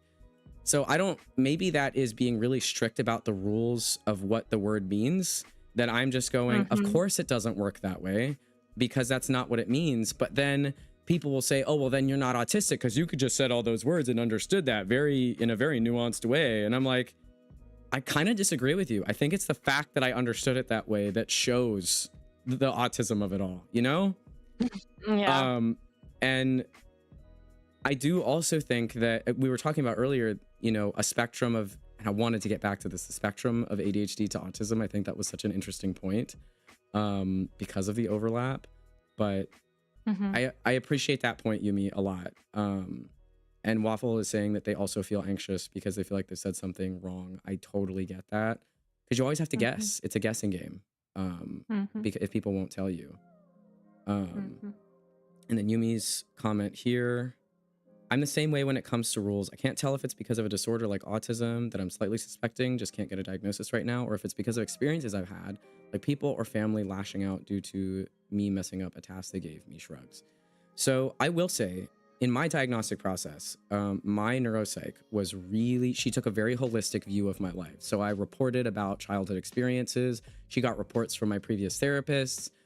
She went over all these different aspects and gave me a full comprehensive evaluation. And she took into account that I have childhood trauma and that would manifest in certain ways. And we had a discussion about that. And the thing is, she said this very clearly, you can be autistic and often you will be traumatized, right? Especially in childhood, like you're gonna be traumatized. So the two things can exist together. There's an option where it's both. And then your mom talking about finding out that you're neurodivergent later in life and how it impacts your work, you know, not ethic, but like energy and being where you are. It's just, it's a lot on a person. It's devastating in general, you know, to learn those things, as you said, for that grief process, which I wanted to talk about. So this is one of the notes that I had. And I actually genuinely think this is going to be a topic in my therapy session this week. So you're giving me really good fodder because I haven't sat with it. I haven't sat with, you know, me as a kid in school and thinking about how I was treated by teachers and by peers because of what I now understand about myself.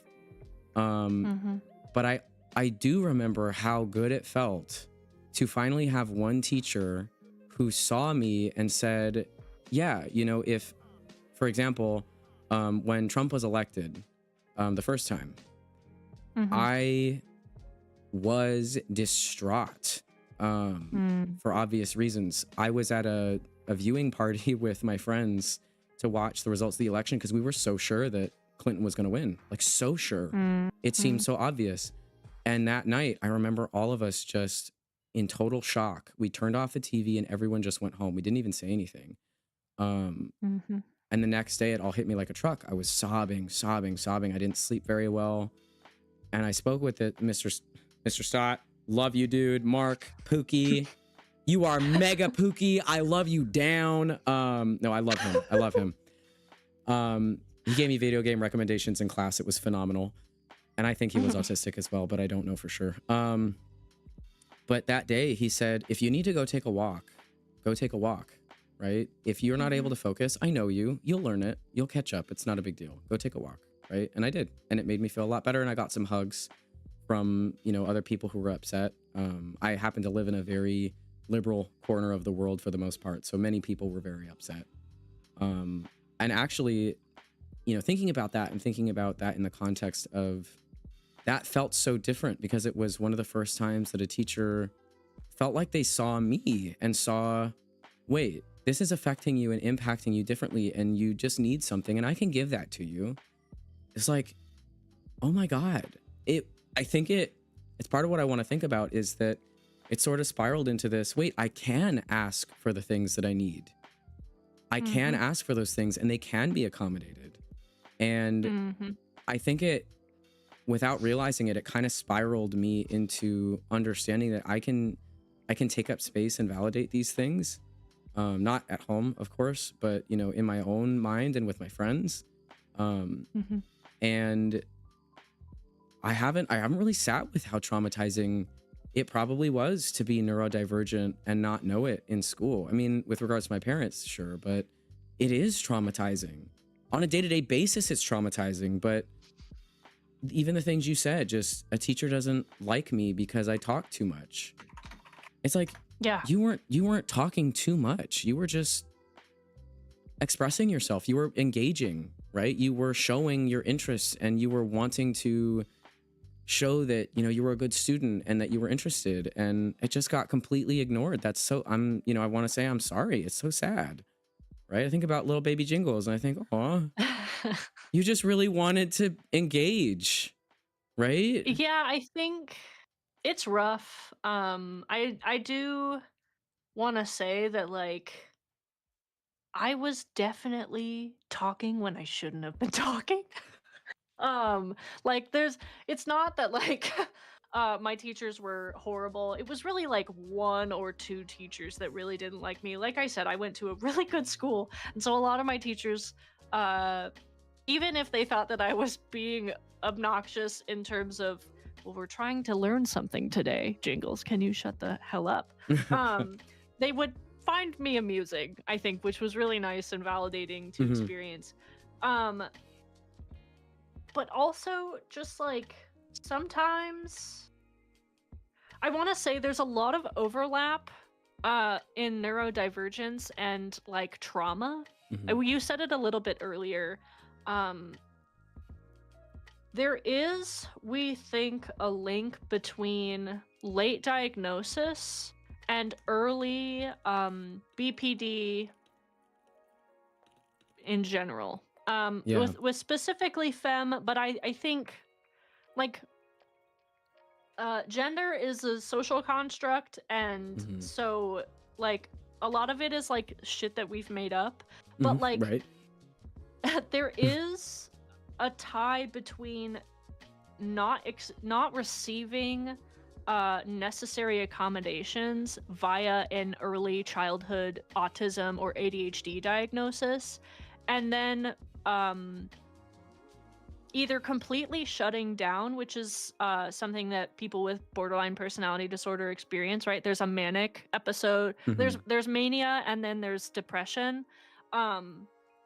People tend to, if they don't get an autism or ADHD early diagnosis, they tend to either completely repress, and then you get depression, or wanting to earn quote unquote attention by becoming not becoming manic, because that's not how BPD works, but right. Acting out more. And so there is, like, I'll be honest, I have a borderline personality disorder diagnosis, which like, my family knows. Like, I had got that diagnosis because of some other, like, insurance stuff. But, like, my therapist, when giving me that diagnosis, said, this is just for insurance. I don't think that you actually have quote unquote BPD. However, people who don't get an early diagnosis tend to experience these anger issues because there is a trauma in not receiving what you need. There's trauma in that. There's trauma in fucking everything. It feels like, dude. it's inescapable. It's in the water. Like, oh my goodness, my dad genuinely thinks estrogen was split into the drinking water, and that's why trans people are who they are. Oh my. Oh. I feel so sorry for you. I'm so sorry. That is awful. I'm holding you. I think I'm cradling you in my arms. But there is definitely, like, it is so hard to, like, I experienced the same thing the second time Trump became president. That night we had a watch party, and a whole bunch of my friends came, and then it started getting red really, really quick. And people started leaving because they needed to go home and process the fact that we were about to experience some of the worst next 4 years that we may ever experience in our life. And I didn't fall asleep that night until like 4 a.m. And I woke up the next morning at like 7 because I had a morning class at 9:30. And I looked at my phone, and then I turned off my phone, and I went out into the living room and I cried on the couch for Yeah. almost a full 24 hours. And I have Oh, never Jesus. seen my partner as concerned about me as he was that day, because it truly felt like the world was over. Mm-hmm. Yeah. And in a lot of ways, Yeah. we were not all that far off. Yeah. However, it is very, very important for me to tell all of you to persist. You must persist. You must continue to exist. My mom said it very poignantly earlier, but the world that we wants to be created as well. And the more of us that are alive, the more likely it will to happen. Yeah. I've been absolutely, and I was right. I understand, empathize very deeply with what you just said, because that's pretty much how it was both times that he got elected for me. And I've been sitting with this idea of, you know, what we want in our lives, what we want in the world. The only way that we can achieve those things is by being in it, right? By being the people who want those things, by being the people who do the things to create those things. If there aren't disabled people in the world will not accommodate, which again, we can get into, is anybody really not disabled? Eventually you will become disabled. Being disabled is not linear, yada, yada. But, you know, if we don't exist, the world we want will never exist. And so we have to keep going. We have to keep understanding and learning and doing the hard work.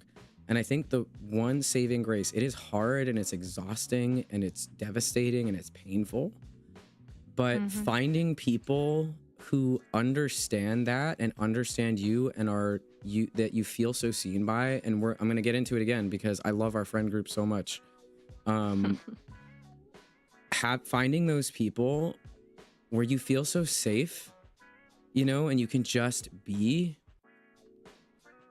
I wouldn't trade that for the world. That is priceless. Give me millions and millions of dollars. It doesn't matter. Give me, you know, a lot of things. It would not matter, because I know if the world actually ended, it would be us in a bunker with the camouflage paint and flamethrowers, like sitting this out together. And there are a lot of people who wouldn't have that otherwise. And we're intelligent people. We are caring people. We're empathetic people. We are people with our own, you know, quirks and identities and different facets. But also, all of us just sit there and go, okay, that's who you are. And I'm here for who you are. And it doesn't matter what that looks like. And that is just so rare. And I think it's becomes more and more necessary for people. I wish more people would take stock of the people they surround themselves with. You should be surrounded by people who make you feel good and who accept every part of you. And I know that's a cliche, but you should not have to feel like you are masking all the time. I get sometimes we do, right? Sometimes it happens, but you should also be with people who you should be able to say, hey guys, I'm starting to feel like I need to mask. I need to go take some me time, right?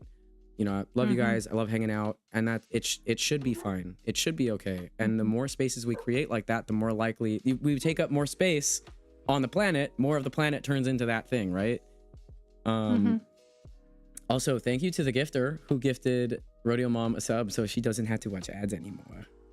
I don't know who that was, but thank you. You can make yourself known. Yeah, hell yeah. Hell yeah.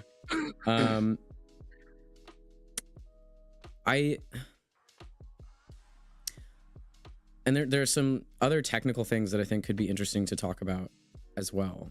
Building a community is how we'll turn this thing around. We need community. I think that's the reason why everything fell apart, is that there's no community anymore.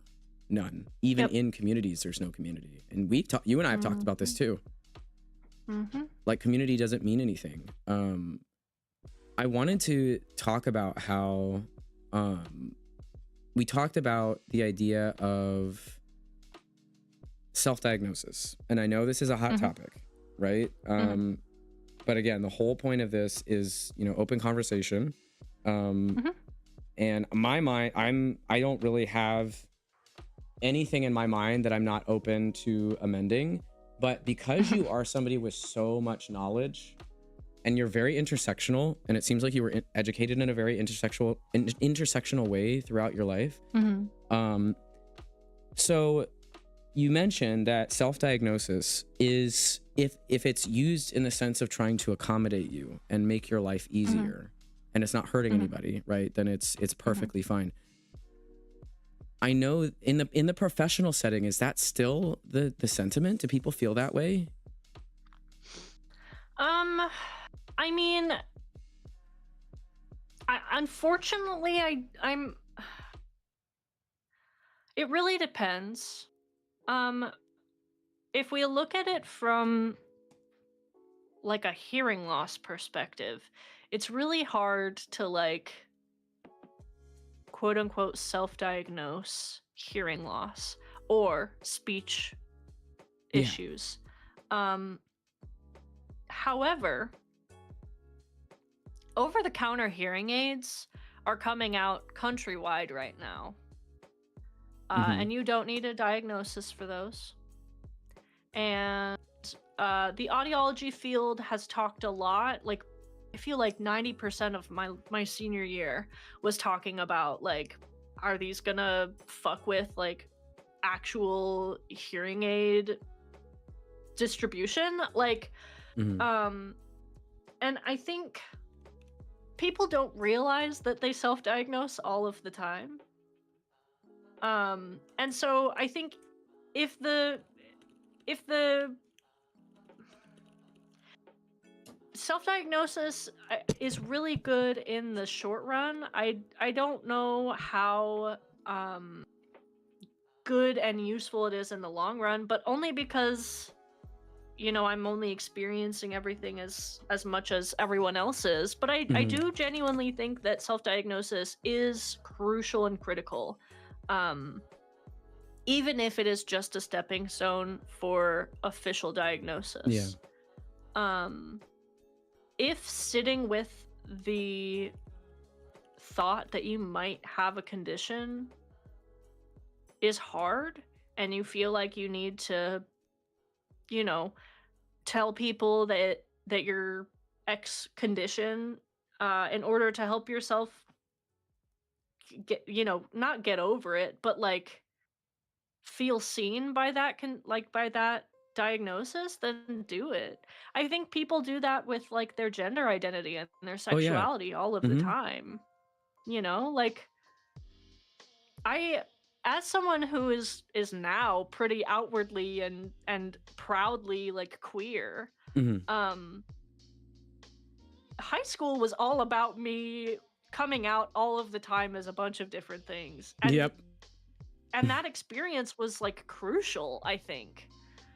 Because not only did it like help me come to terms with who I am now, but it helped me like weed out the bad. Sometimes you come out to someone and they're a dick to you, and you know to not keep them in your life. And I think self-diagnosis can serve the same function. And so personally, I don't really care what the medical field feels about self-diagnosis.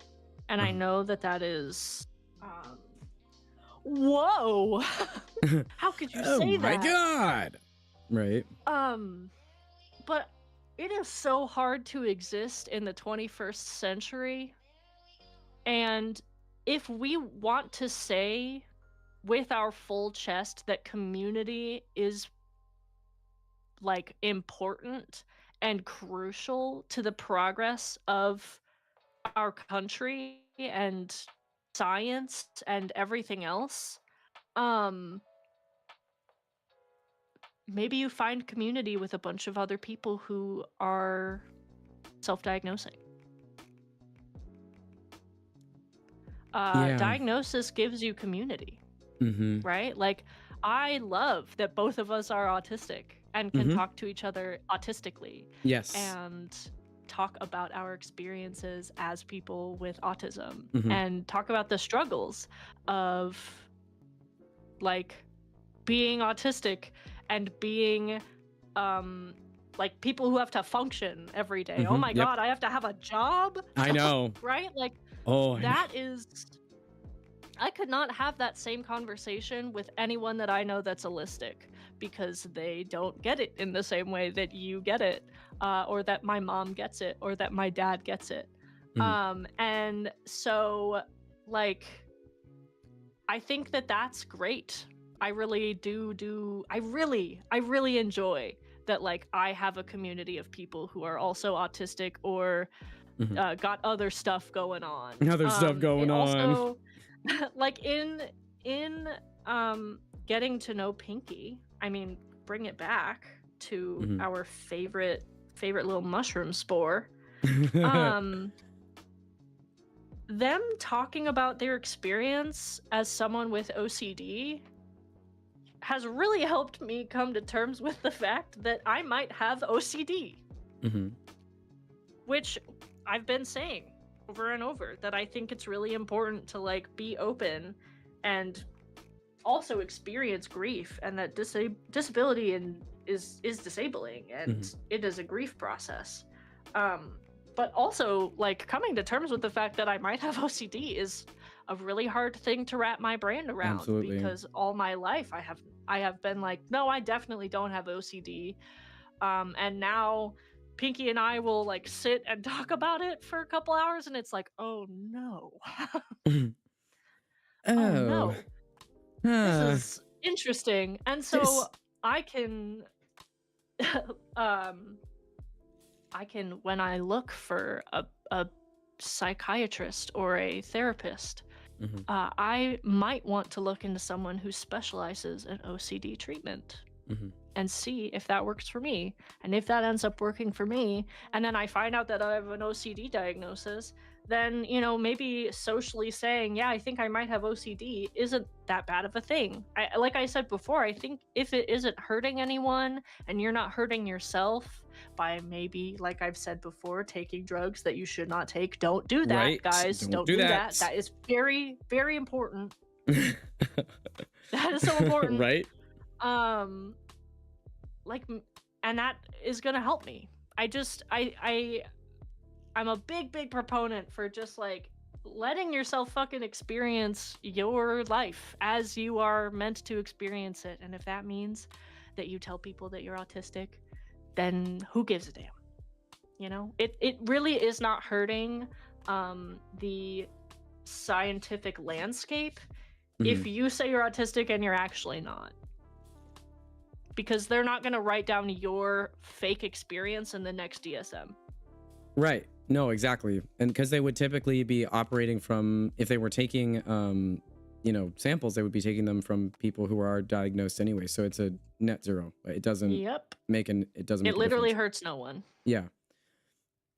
Your point here, I talked about it a little bit, but I think it's really true. You said people don't realize they self-diagnose all the time. I mean, we do it with everything. Oh, well, I think, for example, right, I still have some chest congestion and some cough. And at first I was like, okay, I think these are just seasonal allergies. And when the symptoms presented at the time, they looked like seasonal allergies, right? So I started treating the seasonal allergies with over-the-counter medication, not anything prescription. Please, again, don't do that. Please don't experiment with prescription medications. But so I treated that and it progressed. And then I thought, okay, you know, I'm looking into this and maybe it could be some mild bronchitis as a, you know, secondary thing to my allergies. And I started treating that. And then a nurse confirmed, yeah, that's what this sounds like. And you just need to kind of wait it out. So long as it doesn't get worse, you know, that's likely what it is. And that's okay when we're talking about basically any other thing. It's okay to have that thought process, and it's obvious to have that thought process. I mean, I wouldn't diagnose myself with cancer, right? But you go into a doctor's office and you say, hey, I'm really lethargic and I've got this weird lump in my leg, or my leg really hurts, or, you know, you have these symptoms, and your doctor investigates what's going on, right? You go into it knowing that something is wrong or something is off, and you receive support to understand what just that thing is so that you can treat it properly and get better. But there is a different perspective when it comes to mental health. And I think it's because mental health is held to this weird, different standard in almost every circumstance. that, you know, you do, when you go seek a diagnosis, you know something is off, or something. You may not know exactly what it is. You may not have an idea. Sometimes you do. For me, for example, I kind of had an idea of what was going on based on everything people were telling me. I've had people literally say, hey, I think you should get evaluated for this. I had some people tell me, oh, no, I don't think you have that, whatever. But I knew something was off and I wanted to understand it. And I went to understand it, and a professional gave me some pointers as to what that is. Now, diagnosis is not accessible for everybody. You explained it can be very expensive. It can be, you know, physically inaccessible if there's not a doctor in the area, or, you know, it can be a pain and a hassle. I remember you and Brandon talking to me about, you know, exaggerate your symptoms because doctors don't listen, right? And they can write things off as being mild when they're not necessarily mild. So a lot of doctors don't diagnose properly because of that. So there are a lot of, you know, reasons why diagnosis doesn't happen in the way that it should anyway. But you already know something is off. If you're going to do something to help yourself, then do the thing to help yourself. It doesn't make a difference, right? And if that thing just so happens to be very specifically an OCD treatment, then I think it's fair to say, hey, I think maybe OCD is going on here. And then you identify with people who have OCD. You talk with them more. And it net hurts nobody, because then you can go to a doctor and say, I've been trying these therapies and I've been talking with people and it's helping. And I really think this is something that I struggle with. So at the end of the day, it helps everybody to understand yourself more and find community. Gee, I wonder why.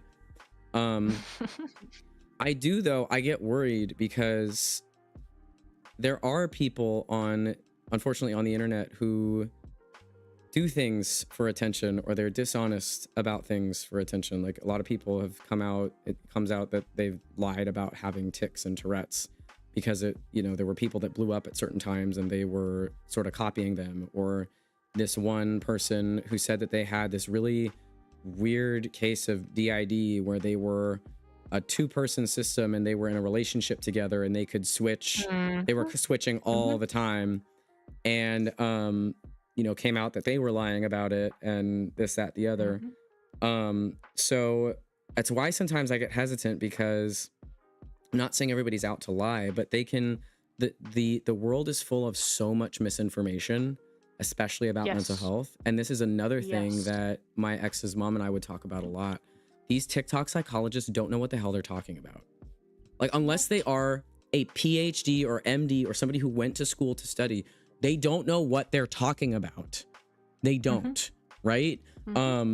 If they're giving you medical advice, they really have to be somebody who has received that medical advice from a professional. And even then, I'm kind of like, I really think you should just go to the professional, or somebody who is qualified to give that advice. And that's the other thing I get concerned about. It hurts everybody when there's misinformation. There's a lot of misinformation about autism. There's a lot of misinformation about ADHD.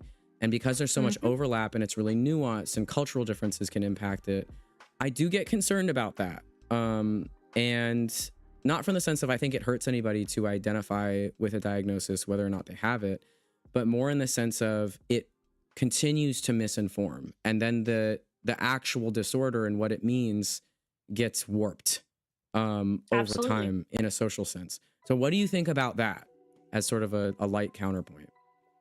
Yeah, no, I think that is something that I'm constantly also thinking, right? Like, half the time that I've been saying the stuff I'm saying, I'm also like, oh, I know people are going to think about that, or at least bring it up. And so I'm glad that you did. What I want to say first and foremost, as someone who has also seen those things happen, is that a lot of the time, the people that are faking having a disorder like DID or like Tourette's, to be an empathetic person for a moment, they're doing it because they probably know that something is wrong, or they desperately need attention. Some people need attention, and that means that they're gonna fuck up on the internet. Oh my goodness, yeah. But there's definitely like that is not like a neurotypical behavior, right? And so first and foremost, like, that's maybe a red flag if you know someone in your life that is doing that. maybe go to them and be like, hey, how about we get you diagnosed, buddy? Hey, right? It also, to me, as someone who's seen it many, many times, it feels like we are being hypercritical of those people, because as a society, we tend to be hypercritical of things that girls are into, and it, in my experience, seems like something that predominantly AFAB individuals take a part in. A lot of it seems like, like just being critical of people who are not in their rightest of minds. But also the people who are critical of them are incredibly mean about it. Like, yeah, it is in fact shitty to fake having Tourette's on the internet. That is really shitty, and you're fucking up a lot of people's understanding of what Tourette's is, or, you know, insert whatever condition you want here. I've just seen it most often with Tourette's. But also they might say that they have Tourette's and they have another tic syndrome. Yeah. You know, and so it is important to have that thought of, well, I think you might be lying. And then just kind of let it bounce off your back like water off a duck. I think maybe this is something I've learned as an autistic person, but like sometimes inside thoughts can stay inside. And if that means that you don't hurt someone's feelings on the internet, you don't hurt their feelings. Unless you are like a specialist in the field, I don't think you should immediately attack that person. I'm not saying that you are in this moment. Right? Again, I don't think one person saying some stuff incorrectly on the internet is going to matter in the long run. It's not going to get written about in the DSM. It's going to change a lot of people's perspective on that condition, which sucks. But also, to operate on the internet, you should know to not believe everything that you see on the internet. And so it's definitely a nuanced take. I do think that people should just be empathetic in that, like, if you think someone is struggling with maybe a personality disorder and they are, you know, faking DID on the internet, to just maybe be like, maybe in your mind just go, oh, that sucks for them. I hope that they do better. Like, I hope that they get better in whatever they have that's wrong with them, and then you move on. But I do genuinely think a lot of the time it's that people are hypercritical of AFAB individuals. Because, like, when a man has a bad take on the internet, there are still people who are like supporting him 110%, and that guy's gonna have the ego the size of Mount Rushmore. But if a girl does the same thing, or an AFAB individual or a queer person does the same thing, they're immediately getting death threats, and, you know, that is rough. I will agree with Ren, a lot of doctors are also misinformed, because it's so impossible to know, like, all of the medical everything that's happening all of the time. Misinformation is bound to happen. Preconceived notions and stereotypes are going to change how you view the world.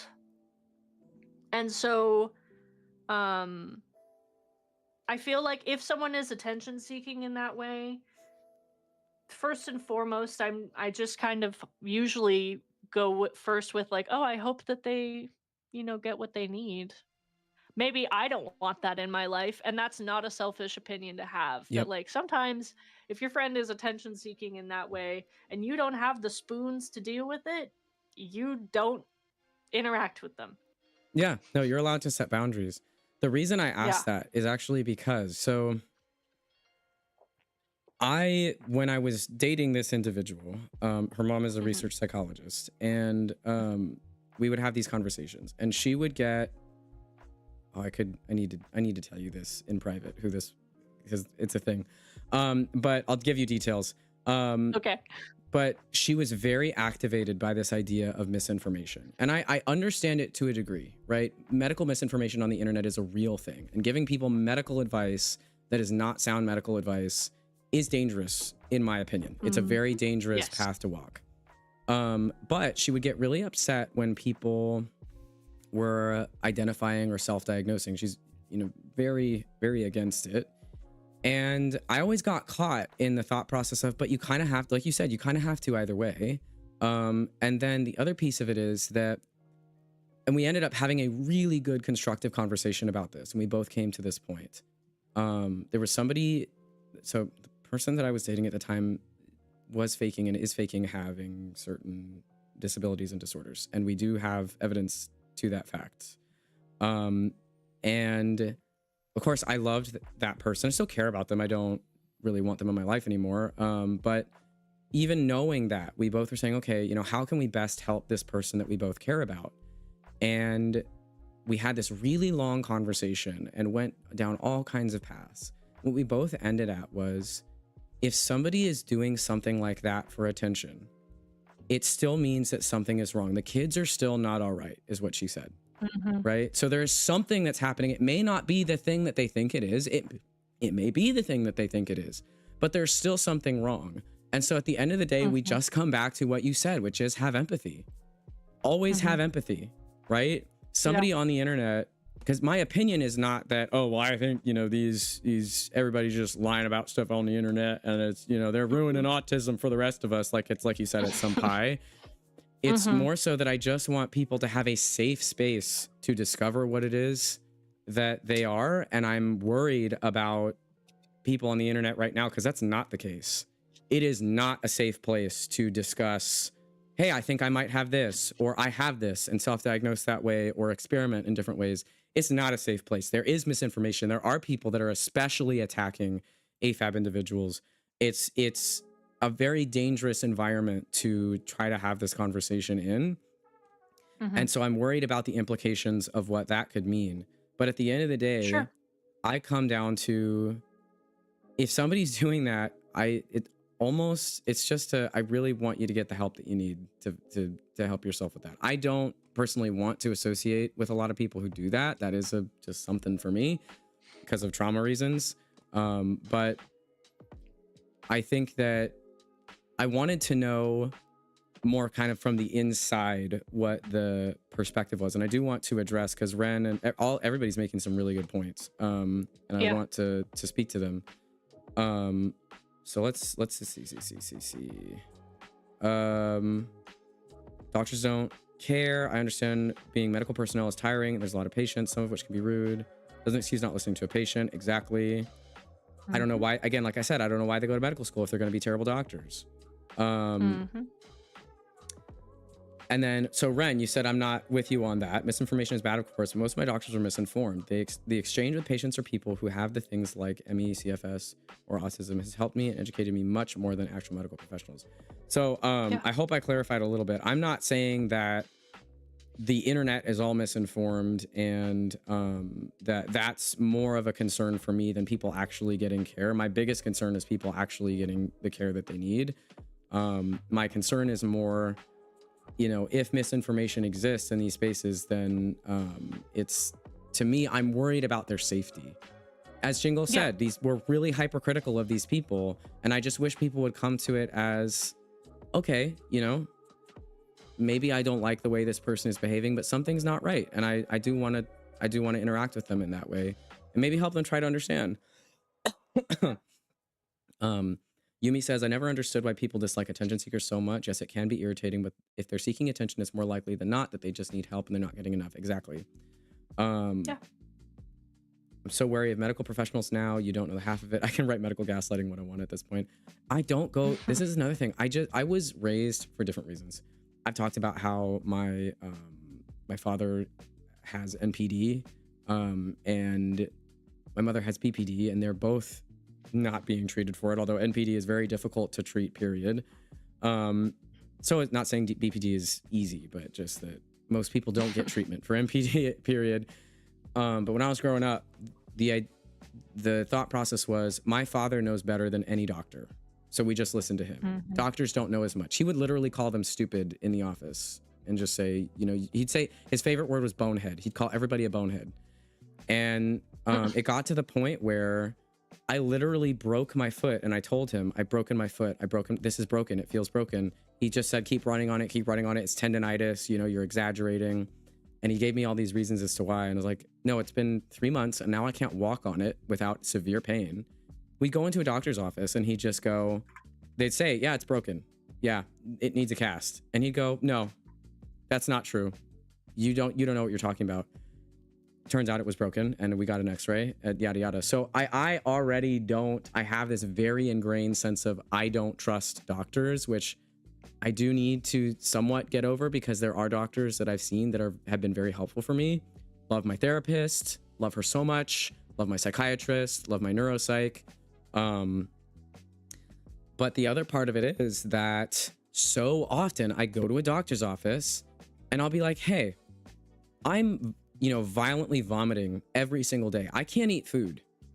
And they'll just go, oh, it's a stomach bug. And I'll think, okay, maybe it is a stomach bug. It's only been a couple of weeks. Then 6 months go by and I'm still throwing up every single day. And they go, yeah, it's still a stomach bug, just maybe a different one. Just go away, right? And then it's been years and I have still GI issues that doctors just go, I don't know.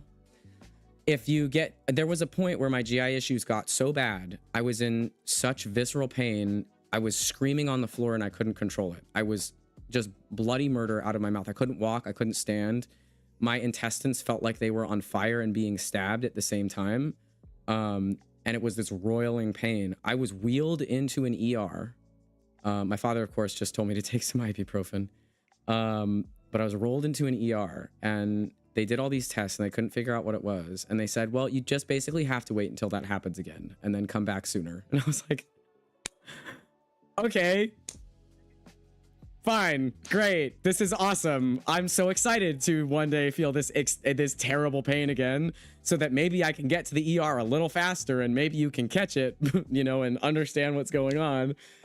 But I think part of it is that I wonder, maybe you have a perspective on this from your education as well. It feels like doctors get so in the theory of everything and the statistics that they forget about the human experience. And I'm wondering if that's part of why, because you minored in disability studies, you're very intersectional, and also I want to say you're a person with a ton of empathy and a very big heart. So you have a lot of care to offer other people. So do you think that could be the case, or why do they just seem so stupid? I don't know a better way to put it. It's just so ignorant. Yeah, I think a lot of it is that when you go to college and then you go to okay, I want to say that there's like a circle of intelligence.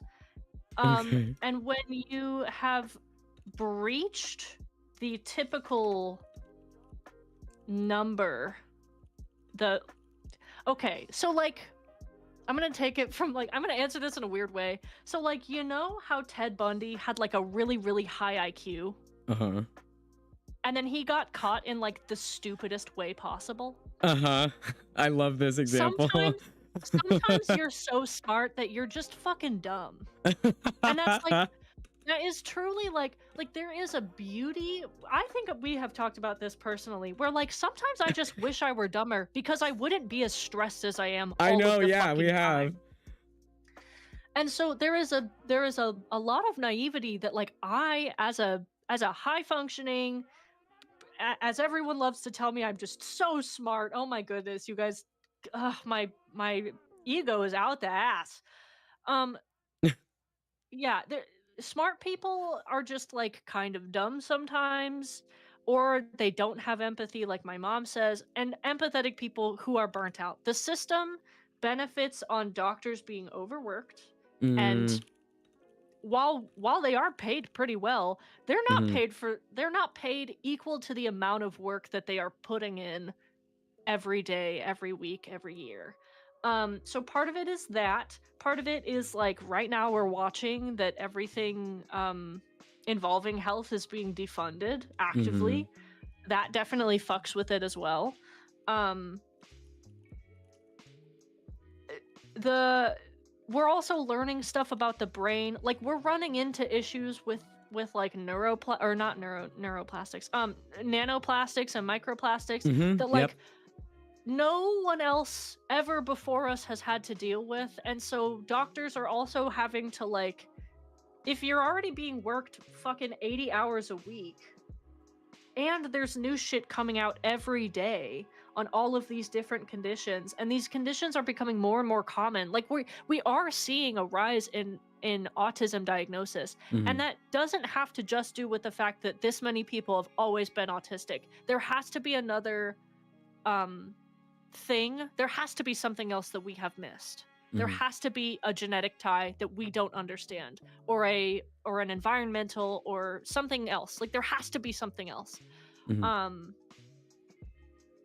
I don't think it's vaccines. I'm gonna be straight up. I think the people that are not Tylenol. vaccinating their children are fucking morons. Vaccinate your children. Oh my goodness. um Please. right. So like there is a tie. We don't know what it is. It's definitely not the MMR vaccine. Um so it's the fact that like doctors are also experiencing everything that we're experiencing right now. So all of the horrors, and Mhm, they have to work 80 hours a week, and they mhm, barely get to socialize with people that they don't work with. So like I am overly empathetic towards doctors. I hate to say it. But also I grew up without healthcare. I did not mhm, have insurance, and so a lot of the time, for me specifically, like I kind of live in the self-diagnosis and just like, oh well, yeah, I definitely have, like, okay, I'm like 99% sure I have Ehlers-Danlos syndrome, which is a joint connective tissue disorder. I think so too, Um Pookie. From what you've described, I really think so. right. And I have friends who have it, and like I'm pretty sure my dad has it, and it's the genetic, and and so I'm not going to go to the doctor because I can't even when I could, like I am insured now, but like growing up, whenever I found a thing that I was like pretty sure I was sick with, it was kind of just, well, I can't afford to go to the doctor anyway, so I'm just not going to think about it, because if I Mhm. worry about it, I'll never stop worrying about it, right? Um yeah, you and Rodeo Chad, which is what we call my dad, definitely have HEDS, which is a hypermobile, I think, Ehlers-Danlos syndrome. Yeah. Um and like saying I'm pretty sure I have it right now works for me because I value self-diagnosis, and I also know that like it is really expensive to like, one, Mhm. have a diagnosis, two, get treatment, and like Ehlers-Danlos is something that you're born with and you have it for the rest of your life. Yep. And we barely know anything about it in the medical field, and so I can't really afford to like get treated for it right now anyway. Mhm. And so a couple years ago, there was like a year where my dad walked. My dad is not even 50. And like 2 years ago, he spent an entire year walking with a cane because he's in incredible pain all of the time. And it helped for a little bit. Mhm. Um, but like he didn't go to a doctor to get that cane. You can buy a cane off of Amazon. Um, Right.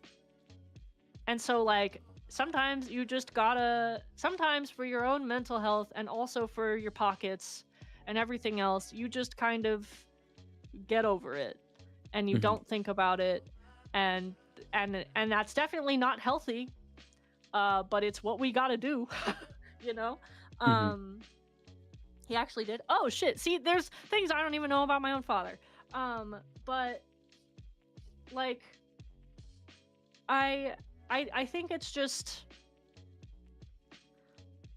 I am also upset with medical people. I think that often they just kind of forget about the normie experience because either they never had to experience it in the first place, or they're so detached from it because they went to college and had to learn about it for so long that they just don't really remember what it feels like to be an anxious person going to the doctor because they think they have X, Y, and Z. Right. Um, and so as someone who like struggles with anger, it's hard to say that like sometimes you have to just like not get angry with them. But sometimes also getting mad at them makes them take you seriously. And that's why when Astro was going to get his autism diagnosis, I said to him point blank period, if you think that your struggle with attention span or whatever, you can fill in the blank, is a low number, but you're experiencing it all of the time, you tell them a high number because then they will listen to you. And that is truly the best advice that my mom has ever given me and that I give to everyone who's looking to go to the doctor for X, Y, and Z. If you have experienced autism your entire life, which everyone does because that's how autism works, Right. you naturally make accommodations for your autism. I act differently. Like I said, I'm masking all of the time. Yep. If I were to go right now to the doctor and tell them about how I think I have autism or whatever, I think I only experience like the easy stuff of autism. However, I've been living with it my entire life. Yep. It's gotten easy for me to like live as an autistic person. The reason it's easy to diagnose kids is because they often don't really like know language to begin with, and so it's easy to tell like when their developmental markers are not being met. But also when a kid tells you that they hurt their finger, you believe them because kids don't know how to lie yet. Like kids don't lie. Like not really. And when they do, it's obvious that they're lying. So like when a kid tells you, oh, I think I broke my finger hurts really, really bad, a doctor is immediately going to check that finger and they're going to ask them a whole bunch of other questions. And so it's easy to diagnose kids because while they do lie, they do it in like a way that you know that they're not lying. And also kids have no incentive to lie unless they have experienced trauma. Right, exactly. And so like sometimes you go to the doctor and you just act like a kid. You just gotta go and you gotta act like a child and you gotta over exaggerate your symptoms and your experience, and then they listen to you. And then, you know, it's hard to say one way or the other like how you should act in those situations, but like feel it out, I guess is what I would say. I don't know. But yeah, doctors, they're overworked and underpaid, and I think it's partially to do with that, and it's partially to do with like I said, the circle of intelligence, which is sometimes you're so smart you're a little bit dumb. I love that because it's true. Honestly, I think that you get so wrapped up in, it's almost like I see it like a train, right? This train is going full steam ahead and you're just thinking, oh my God, well, it could be this crazy explanation or this thing or this thing or this thing. And you don't realize it was this, oh, well, this patient is literally sitting in front of me presenting all the symptoms for autism. And I'm going, oh, but you know, 80% of people feel this and 90% and blah, blah, blah. You're getting all this, you have all these facts and this knowledge that you can pull from, and you're not slowing down to say, wait, look at what's directly in front of me. I'm just like steamrolling forward in my head. And that I can very much understand. I wanted to say, because Ren said this particular piece that they were feeling a little too riled up about the topic of conversation. If at any point if you don't want to keep listening to it, feel free. You take care of yourself. You know, we're here to talk. It's a safe place to share your opinions, and it's also a safe place to say I can't really engage with the topic. Same thing goes for you, Jingles. If you're ever feeling, if you're like, okay, you know, I'm starting to get a little bit tired, right? Just let me know. It's a really good conversation, but it's also a lot to talk about, and there's a lot to go over. So no, I feel you. You can be done whenever you tell me. I have a couple more things that I want to ask.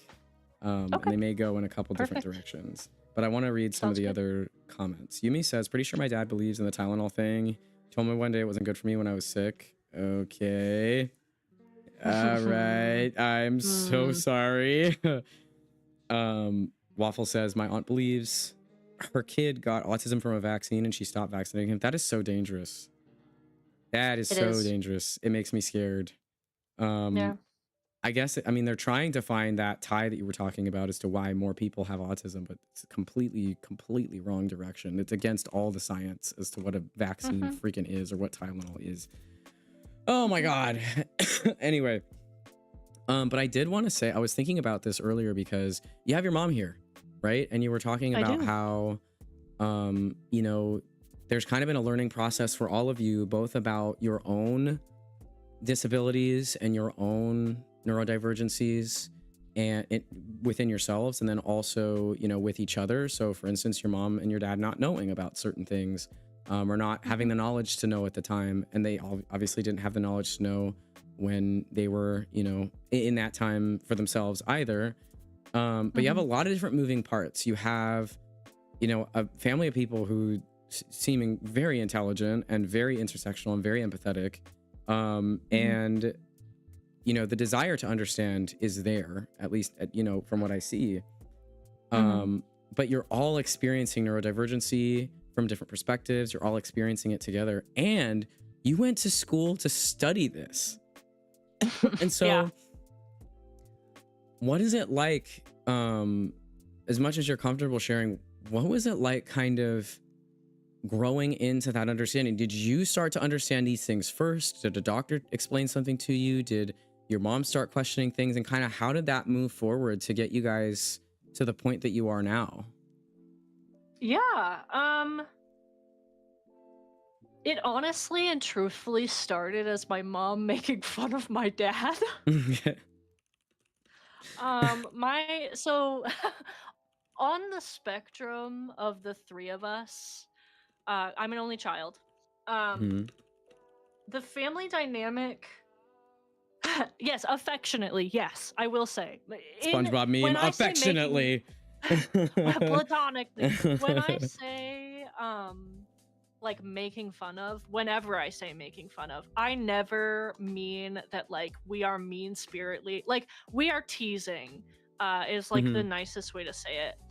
Hello, fellow only child. But, like, it started with the fact my dad is very stereotypically autistic, right? I'm gonna say some facts about my dad. Okay. He and there's no, I'm not making fun of him, except in the way that a child makes fun of their parent. My dad has openly admitted the fact that, like, I think when he got tested, they do like a facial reading test, or at least he did, where, like, they gave him a sheet of, like, 100 faces that people were making, and he had to, like, give a name to the emotion that they were expressing on their face. And my dad really struggled with any emotion that wasn't happy, sad, or mad, I think. Like, he struggles with reading facial features and, like, being able to tell how you're feeling based off of the face that you're making. And my mom and I are over in the, when did he do that? I don't know. He and I have talked about it. And he was like, yeah, I really struggled. It was really hard. I think this was when he first got back at the VA. My dad is a veteran, for anyone. I think it was when he went back to the VA. He has told me about this. I swear to God, I will, like, tell people that my dad said something, and then he'll be like, I've literally never said that before. I swear to fucking God, this happened. And if he doesn't remember, I'm gonna blow up. But basically, like, people who are autistic often struggle with, like, reading faces, reading facial features, being able to tell, like, what I said it earlier, but, like, that is a stereotypical autism thing. And my mom and I are, like, the opposite. I think we're, like, overly emotional, honestly. It takes nothing to make us cry. We'll cry all day. So that is like it's rough when 2/3 of the house feel one way and then the other third of the house is lost completely and entirely.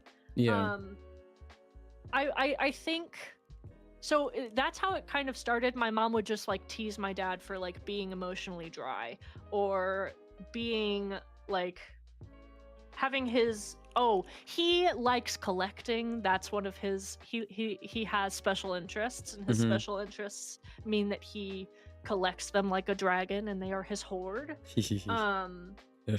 Right now, one of his special interests is Magic the Gathering, so he has a lot of cards of, like, a lot of Magic cards. That is one of his. He's also getting into watches right now. So my mom used to, like, tease him on that. He used to have a spreadsheet memorized of all of the My Little Pony toys that I had and didn't have. God. And whenever he would go to the store and find one that he knew I didn't have, he would buy it for me. And, like, I was not into My Little Pony that much yet. Like, this was back when Gen 3 was still, like, being put in Target and stuff, and I didn't get into My Little Pony until Friendship is Magic, like, properly. And so I love Friendship is Magic, sorry. Just continue. Yeah. Sorry. But, like, that was when I started getting into My Little Pony, and so, like, my dad was, like, more into collecting them than I was in the actual movies, I think, from my memory, at least. But, like, that was something that he did, and that's how he loves. And so he's not like, it's just my mom and I are very different in how our autism portrays. And so it was really hard when we all didn't know that we were autistic. I started to have an inkling that I was autistic in high school. I would make the joke that, like, my friends are artistic, but I'm autistic said in a British accent, because I'm autistic instead of artistic.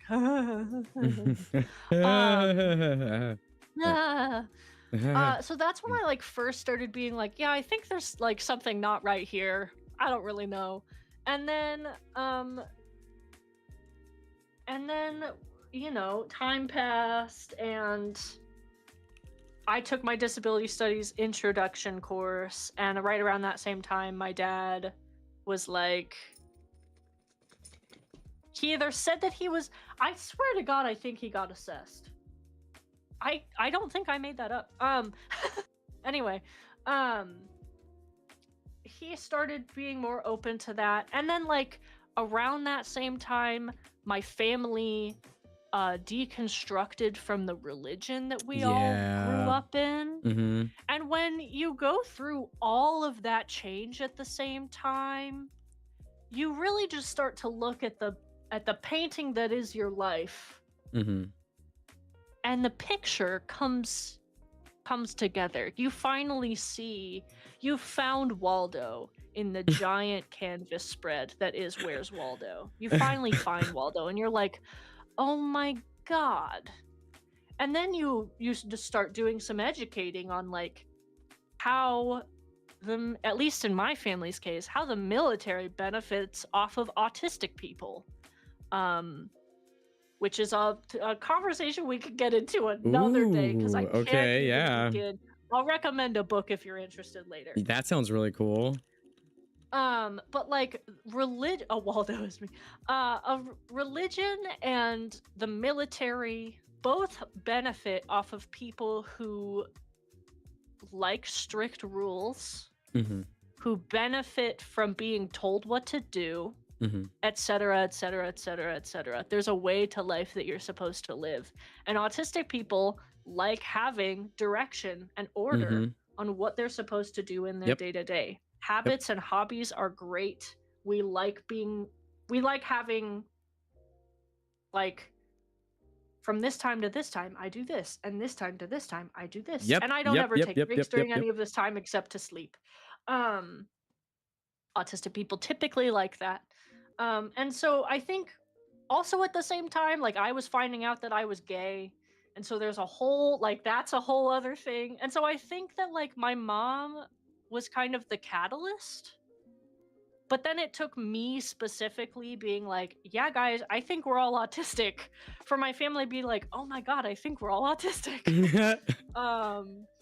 And we have benefited from that in the long run. I think it has helped my parents' relationship. It has helped my relationship with my parents. It has helped as we've brought another person into our lives, like me and my family, and also my partner of 5 years live together right now.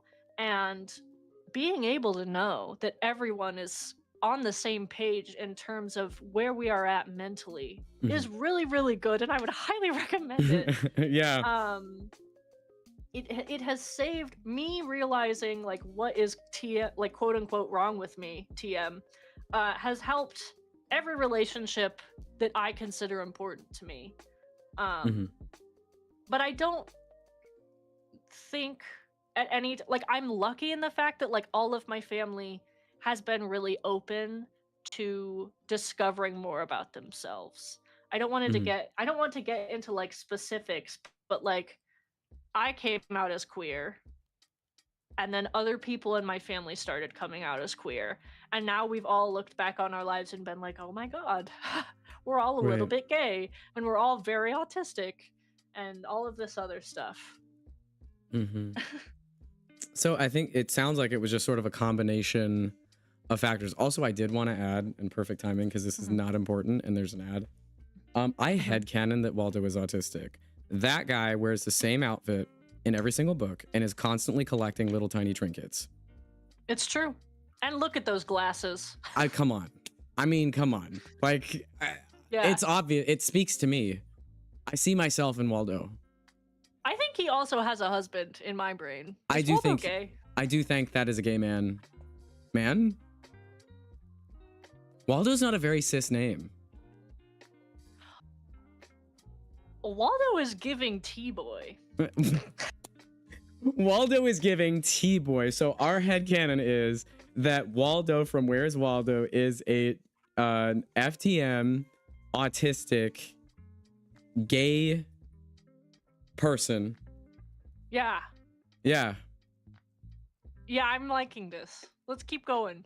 Yeah, no. I like this. Oh my God, they have to release a special Pride edition. Wait, I'll pitch it. We'll have a meeting with the higher ups at Where's Waldo.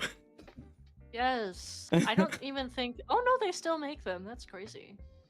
Oh my God, I was going to say something about finding something that a T-boy would have, but anyway. I didn't... Nobody... What?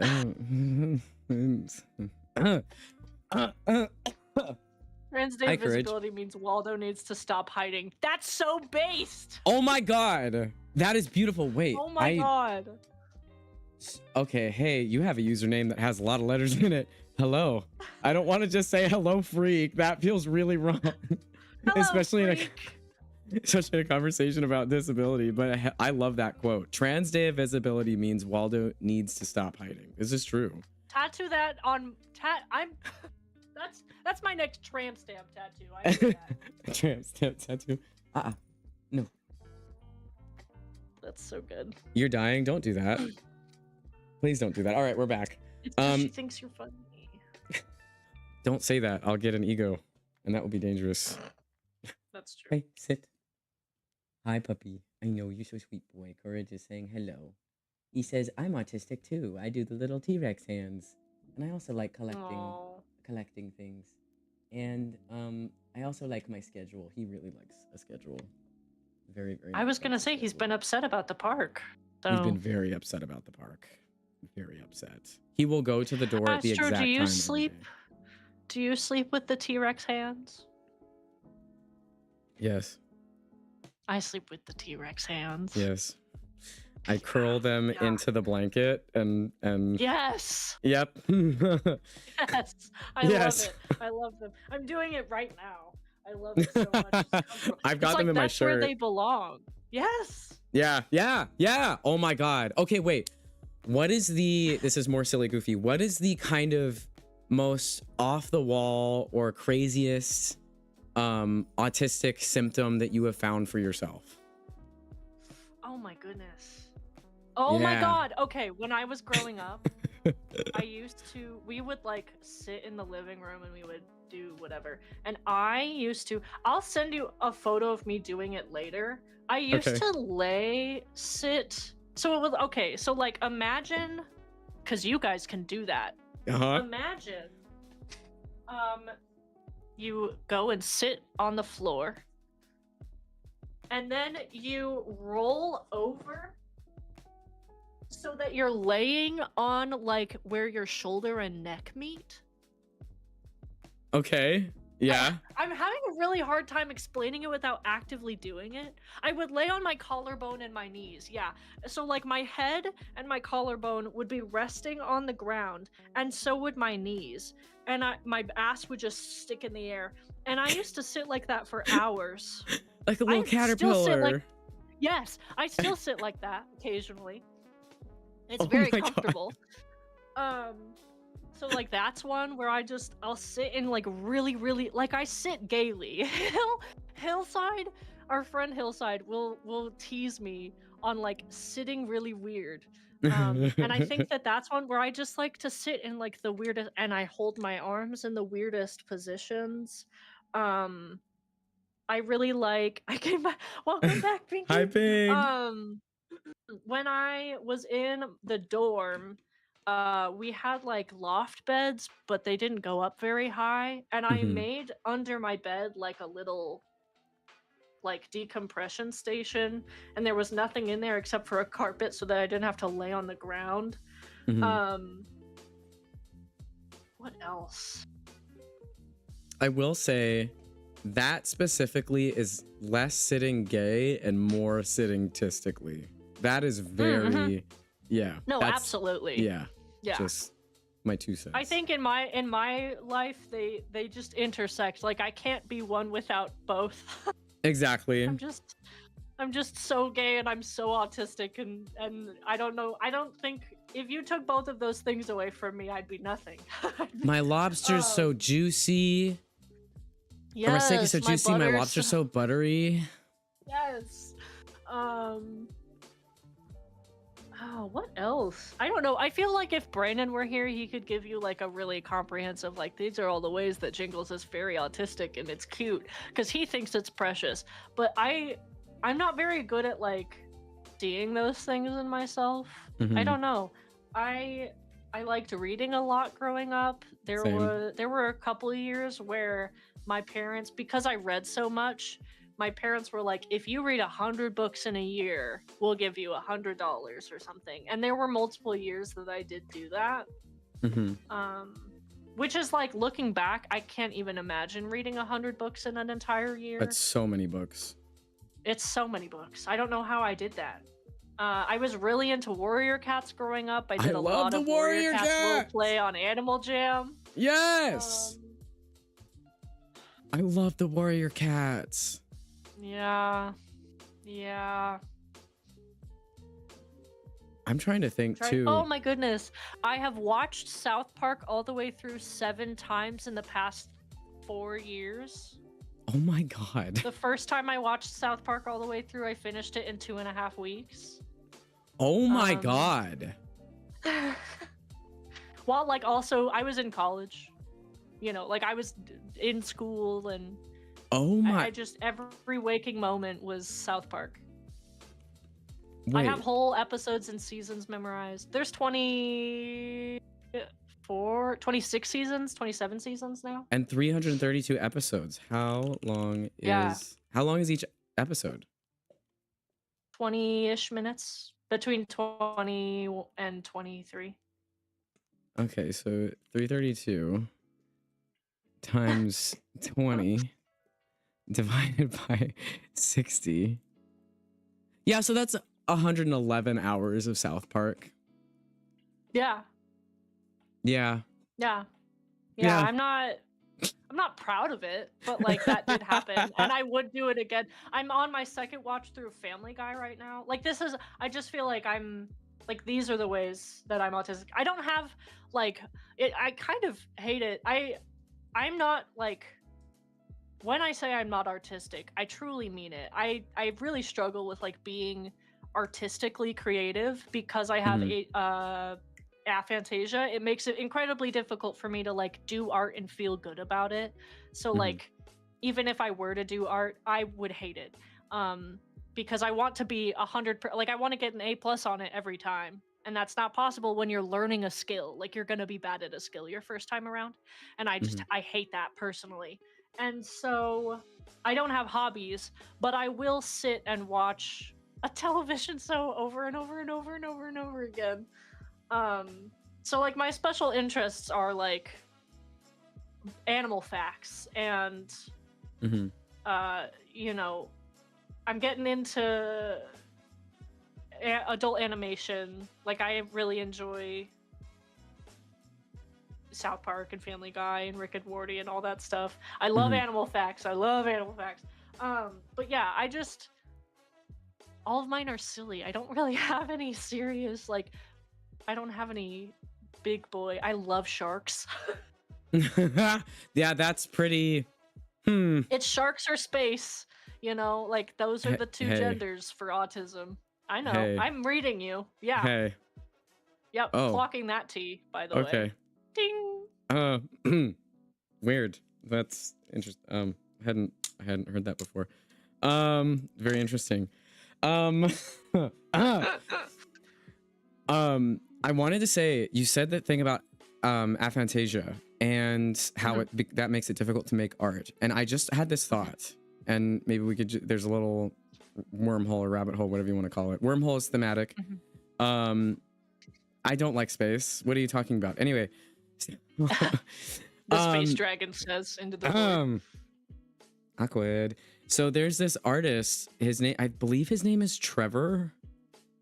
And Uh-huh. he draws. He's autistic. Has very, Yes. yeah. So you know him. Yes, I know him. Mhm. Yes. So, but the whole way that he makes art is that he is given a prompt and he draws exactly what people ask him to draw. Yeah. So Yeah, my I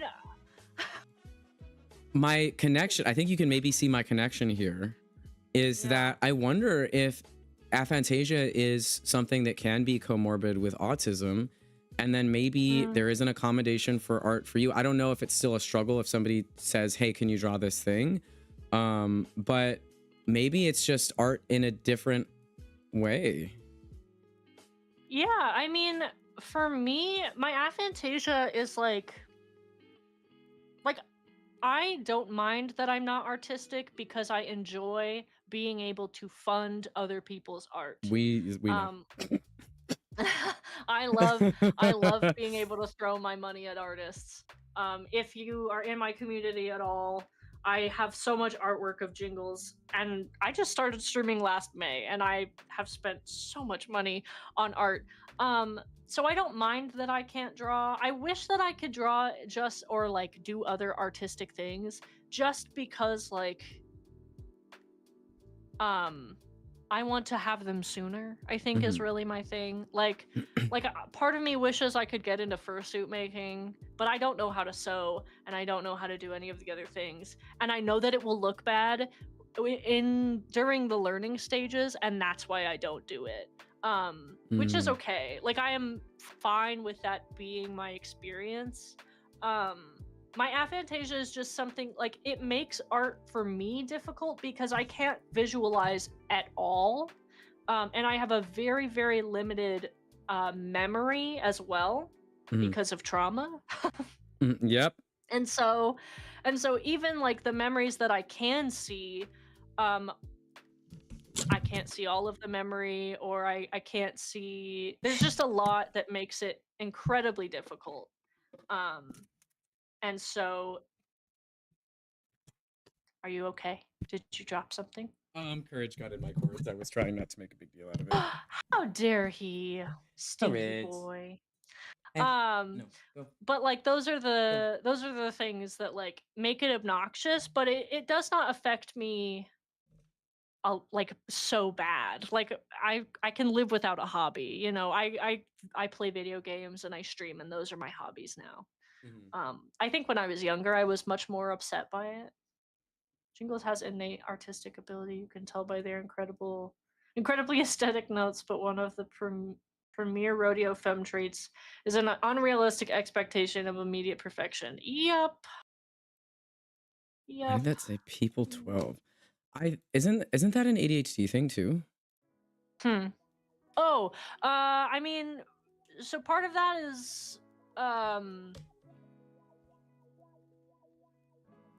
what is it? Oh, it's rejection sensitivity. Like if I don't Yeah. think something's good enough, Mm-hmm. then other people definitely don't think it's good enough, and if that's the case, then I should just die, which is not something you should feel about yourself. Yeah, Have maybe a good not. day, Waffle. Bye, Don't feel that Waffle. way.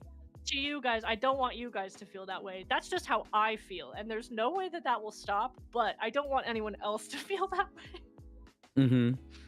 But that's just how my brain operates, where it's like, oh, if I'm not perfect at this thing immediately, then I should definitely not ever try it, which is a bad way to look at anything. I will say that my neuropsych clocked me. I'm a perfectionist, very, very much a perfectionist. And as a kid growing up, I wouldn't try things because I was so afraid of not doing it well. And I still struggle with it, but there's potentially something there with regards to autism or ADHD too, because she said that tends to happen because, and I know it's other reasons, right? Father being a narcissist definitely influenced some of that, and being called a failure and what have you. You know, there are other aspects, but it's also when we are people who are so primed to accept rules and we love rules, we know we see things as there's you know, a right and a wrong way to do certain things, and when we don't do it in the way that the rule said, whatever, if it's internal or external or what have you, we can get really down on ourselves, or it's immense discomfort, right, with that kind of idea.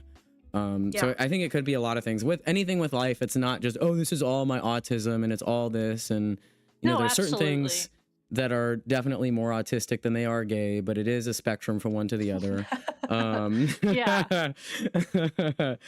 And we could go on a whole thing about gender identity and autism, I'm sure, because that's a whole freaking thing. RSD is part of it, but I also, it's reinforced by quick skill accumulation at an early age. Yeah, gifted kid syndrome really fucks like everything else up all of the time. It's rough. I really relate to that, Rodeo Mom, because I feel the exact same way. If I'm not doing things quickly, I don't want to do them at all because I feel like I failed somehow. That's why I don't have hobbies. Oh my goodness, look at us. Look at us. We don't do things except suffer. Yay. And then I think the thing is too that what's crazy is that I don't actually play a whole lot of video games. I really only play them on stream or if we're doing something together. I don't play video games by myself, but because so because it's not something that I actually care about getting super, super good at, save for a couple of video games because they were intense interests for a while. Because it's something that I'm not really invested in, I don't really have that same sense of dread about it. About, you know, interacting with it or showing it off to people, because it's not a skill that I really feel like I need to build. It's just something that I do because people enjoy watching it, and it's kind of a brain off activity in a lot of ways. Or if it's a brain on activity, it's kind of an interesting brain on activity. Oh, I do not have that same feeling. What's your feeling? I am not that way. So part of it for me, I think, is that so like I am AFAB, but because of, I think, my autism, and also because I was an only child and I didn't have a whole lot of friends growing up until elementary school, all of my friends in elementary school were boys. Girls did not like hanging out with me. I think they found me annoying because I kind of acted like a boy because, whoa, gender and whatnot. Oh my God. So gender, I hardly know her. Really, right? So part of it is like in my brain, and this is not true, and if you don't agree with me, that's okay, because I don't really agree with me. In my brain, video games are boy activities. And I want to impress the boys that I'm friends with by being good at the activity. And a predominant amount of my viewers are male identifying, Mhm. like a lot of them. Mhm. And so if I am bad at a video game, and one of the men in my chat like is trying to help me, I will just shut down. I can't, Yeah. because I don't want to be made fun of for being the girl that like tries to be good at video games, you know? Yeah.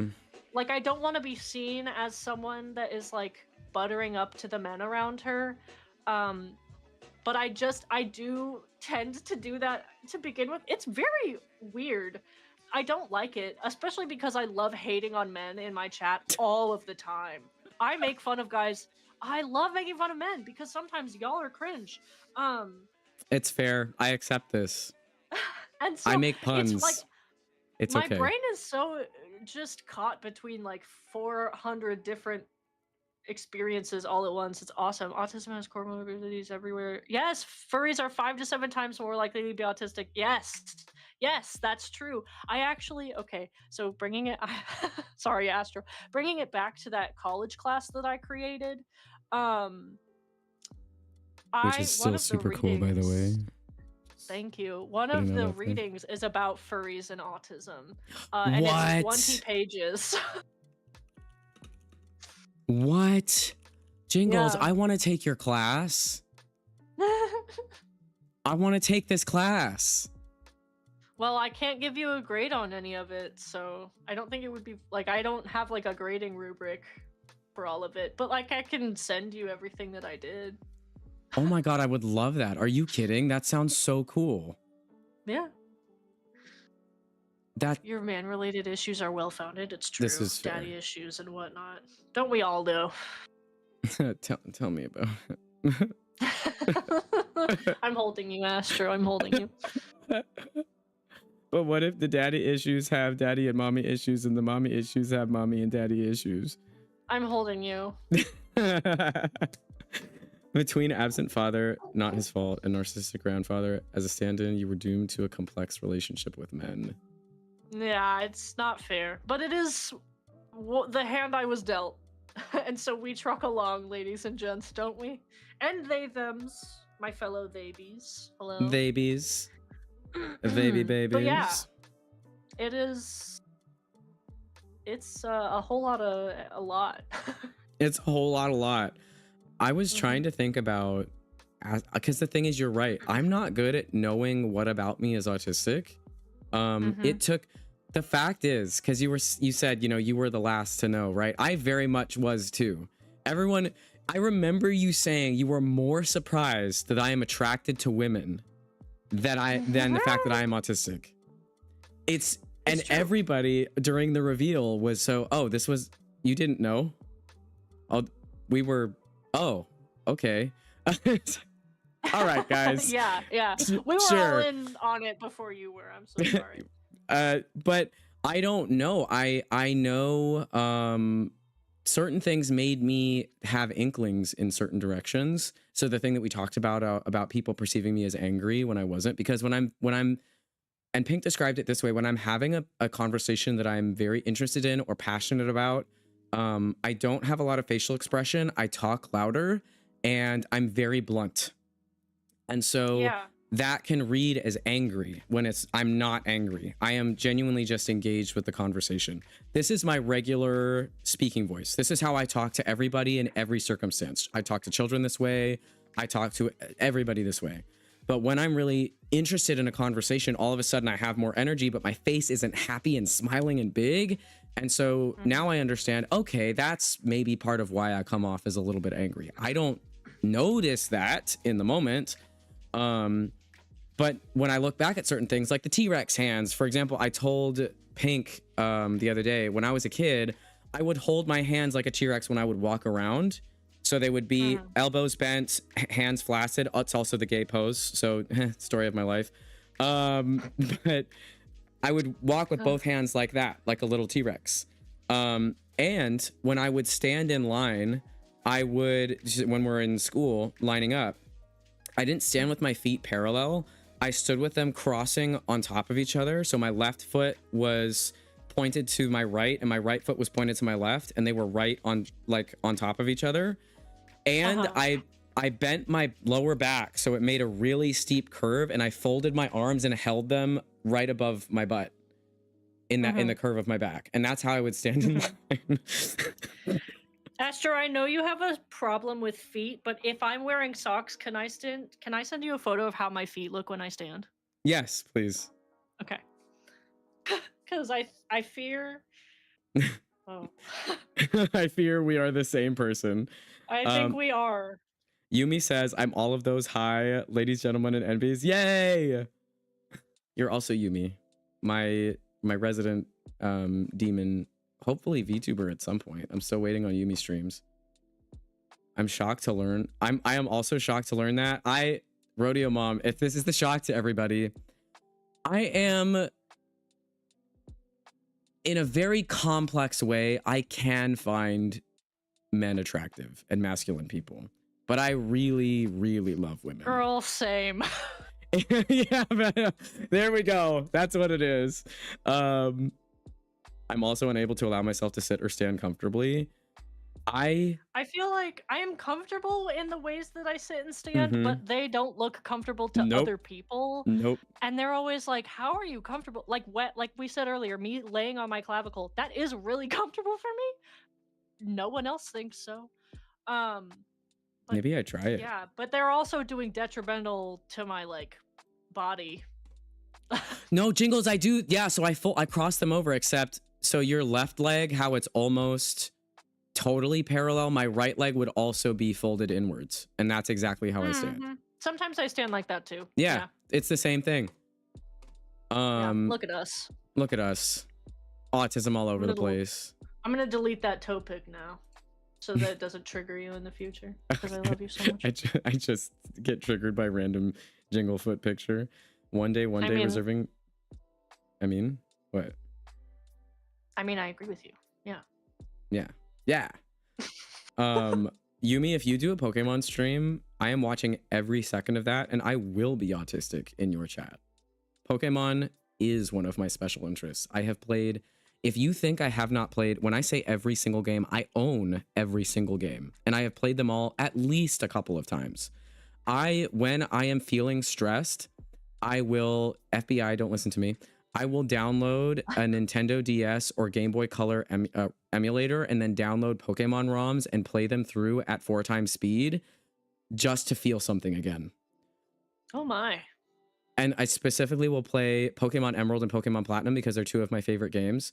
But I have played the Pokemon Ranger games. I have played the Pokemon, the Rumble Blast. I played Pokemon Snap on the Nintendo 64. I've played the online TCG. I collect the cards. I had stuff. I love Pokemon. I love Pokemon. And the beautiful thing is, the games tend to come out, if not on my birthday, really, really close to it. So it's perfect. It's wonderful. Cute. I love this. But yeah. So I try to think about ways that I am autistic, but part of it is that having autism, it's just life. You know, I don't think about it as being different than other people until, like you said, I am confronted with a society around me that all of a sudden feels disabling. That social model that you talked about. So now I want to use this now because I think that's a really important distinction. I don't feel disabled in this conversation with you right now. I feel comfortable. You know, I don't feel like I have to really perform or mask in any particular way. I'm just talking and we're just having a conversation.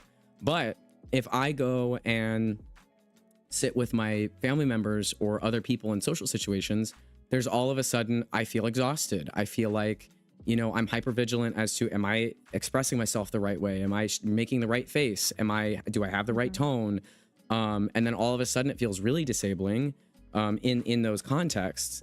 And I think that shift, and I know people talk about this, but again, you know, in the spirit of having this conversation and trying to help make some change, I think that keeping that in mind, that you know, a lot of disabled people tend to, especially when you're growing up, you look at your disability as the problem because it's often framed that way, right? You're a giant issue because you're disabled.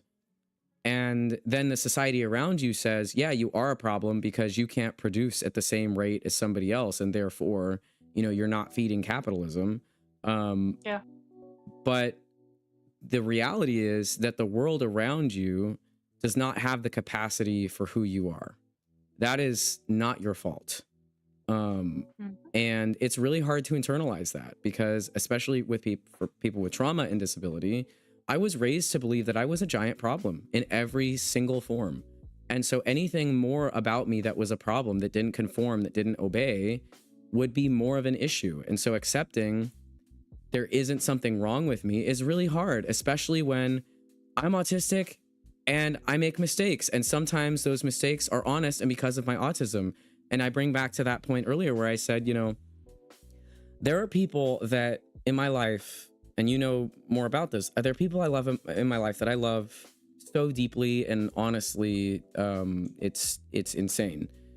And because of my autism, I have missed things that I wish had been communicated in this very clear-cut way, because had I known, I wouldn't have done those things. But because of my autism, I wasn't able to guess that somebody was upset or that something was wrong. And I'm left here thinking, oh, well, at the beginning, it was like, everything's my fault. I did everything wrong. And I had to sit with the fact that I didn't know. And, you know, as time passes, I still love my people, right? It doesn't go away. I still love them no matter what happens in the meantime. But, you know, things happened because of my autism that I don't like that happened. And it's a disabling condition. And I don't think that, I think I need to work on kind of sitting with that. And I wonder how many other people here too, a lot of people here are neurodivergent, a lot of people here are chronically ill, you know, and feeling that sense of guilt for your disability being disabling, which is a social thing, obviously, but you know, it's really hard to accept it. I think it's also part of why it's so hard for people to get treatment, is because you feel like you should just be able to just do this, right? Everybody else can do this. Why can't I do this? And then the treatment is, well, we can't cure it. We can't make it go away. You have to live with it. And then you just kind of feel that sense of defeat of, well, dang, you know, I won't ever be able to do it the way other people do it. And I'll always have to preface myself with, I'm really blunt and I'm this and that. And, you know, I yearn for a world where it's more like what we were talking about, where there's really clear communication, where people have more empathy because you care about people and you want to communicate with them and you want them to understand in whatever way that needs to take, whether they need to use an AAC or, you know, they have to use sign to communicate, or they need clear boundaries in order to communicate. There's nothing wrong with that, right? Yeah. So what are we talking about? We're still talking, we're kind of talking about autism specifically. We've gone all over the place.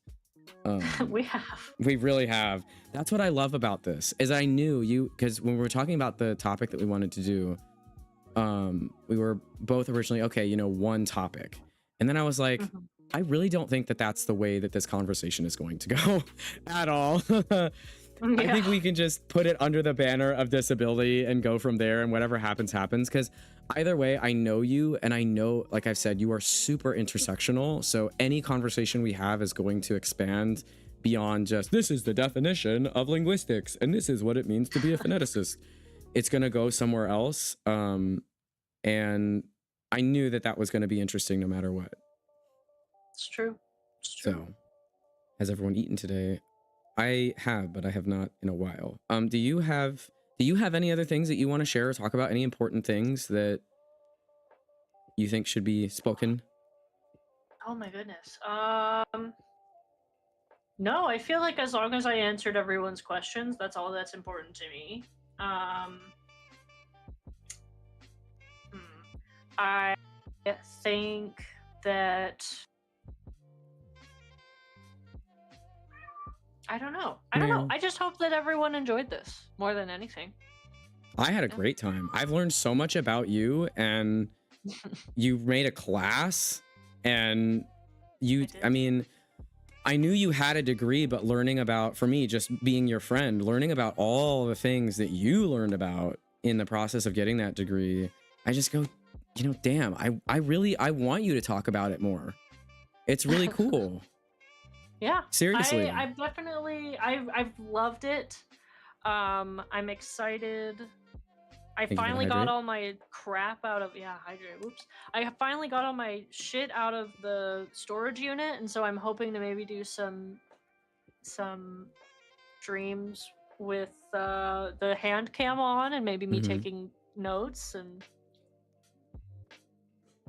I don't know if that would be fun to watch, but it would be. It's something I want to do, and so I'm probably going to do it anyway. Haha. I would be autistic all over that. I would love that. Please, let's learn a thing. Please, please, please, please, please. That sounds like so much fun. Please. Yeah. But I feel like I've learned a lot more about you. I've learned a lot more about your family, and everything I know about them, the more that I know, I love them even more. You guys just seem like such good human beings. And then all these different ideas. I do look mean. You're absolutely right. I get told that I have a mean face all of the time. That's so funny. Jingles is so cool to hang out with. You know so many things. Brandon has said this. But in order to unlock the Jingles DLC, which is the encyclopedia, you have to kind of press the right button, and then you'll go, oh yeah, I have extensive knowledge about, you know, Greek mythology, and I'll just drop that in there. But because you're not just very, oh, this is my special interest and I'm going to talk about it nonstop. It's sort of like, if I ask you a question about it, I will hear many interesting things. Oh, you will get an answer. Yes, you will get an answer. You have to ask the right question. Yes. And I have to also make sure that I am comfortable answering it, which is sometimes hard. I don't know. It depends. I'm an open book 90% of the time. And then if I think that someone actually isn't interested in the thing that they asked me about, then I'm quiet about it. But I just love it when people are interested. Maybe that is the autism in it too. I've always loved when people get really passionate or interested in a topic, and just listening to them talk about it and trying to understand it is very fun for me. I love when people do that. And I also love doing that myself, but then I get guilty and feel like I'm talking too much and but we're working on it in therapy. Damn right. Yeah, but I hope that you do. I mean, all these things I've learned more about the difference between SLP and OTs and PTs, and I'm applying this to, I mean, there are people in my life who either use, you know, these services or work with people in these areas, and I just feel like I learned a lot. And it was really cool. We went and we were talking about society and capitalism and burnout and, you know, politics, and that's the idea of a wormhole. Right? Just a rabbit hole, but I made it space themed because everything needs to be space themed. Just so we understand. Having them home again is such an incredible gift, and even though the circumstances aren't ideal, I'm so happy to have them home, and I'm soaking up every bit of time we have together. Aww. Guys, I think my mom loves me. I'm not entirely sure though. Your mom loves you. Gross. I'm kidding. Gross. Stop. You two and Pinky should do a whole stream about astrology. I fear I know very little about astrology. Like, I think I know as much as everyone else, I think. I don't know. I'm a normie. I don't really know much about astrology either. I know astronomy, not astrology. I can tell you the story behind all the astrological signs, but I don't... I can talk to you about my favorite constellations and nebulas and visible stars in different parts of the night sky, and I can talk to you about cosmic events and the microwave background noise that exists in the universe, and also why matter exists, but I don't know much about. I know I'm a Pisces. I am a Scorpio or a Sagittarius cusp. is all I you're know. really lucky you're not a Scorpio. Oh my goodness. I've only heard bad things about Scorpios. Because they're bad. I'm so grateful for all the very cool people they bring into our lives. Aw, I hope I'm one of those. You are. Pokes hands very ooh-like. Pokes fingers. You are. I'm a Scorpio. It's okay, Yumi. I forgive you. Yumi, you are just the best human being, and therefore nothing can taint that. nothing can taint you for me. You're too great. Bailey has a whole thing. This community has a way of making everyone feel welcome no matter what. Whatever someone is feeling down or hating who they are, this community has a way of making all that go away and like it never exists. Aw, don't make me cry. Aw. I hope so. Brandon's also a Gemini. I like Geminis. Interesting. I'd love to see if I could get Brandon to have a discussion with me, but I don't know if he would do that.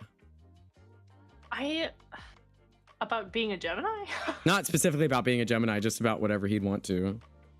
Oh, I mean, it's really his schedule you have to work around. He's not available on Wednesdays at all, so you have to do it on like a Thursday. And then it's not a Wormhole Wednesday.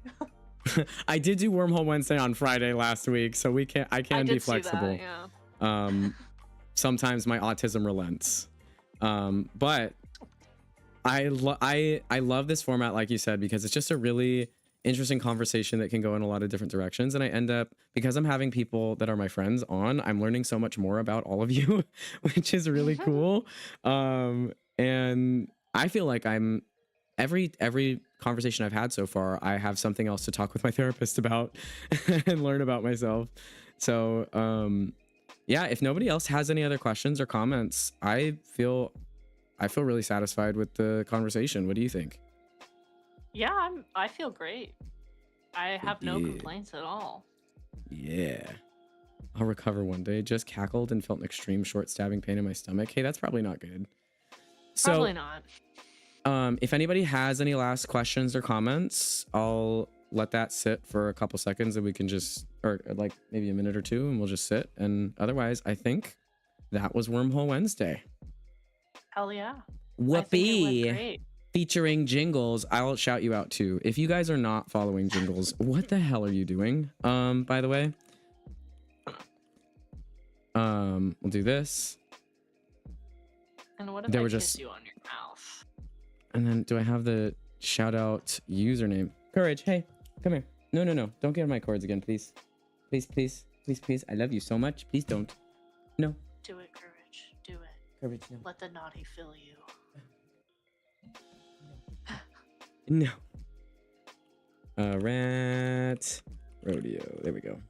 So please go follow Jingles. They're lovely. You heard them. I mean, they're a lovely human being. Very smart. They're very silly. Very calming to listen to.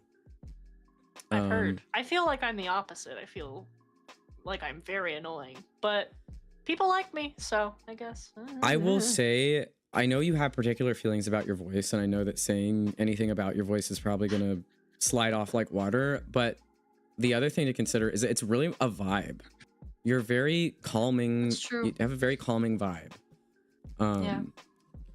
So there's that as well. Astro, you created all this. This community is the only the way it is because of you. You brought people together through Space Dragons. Oh, okay.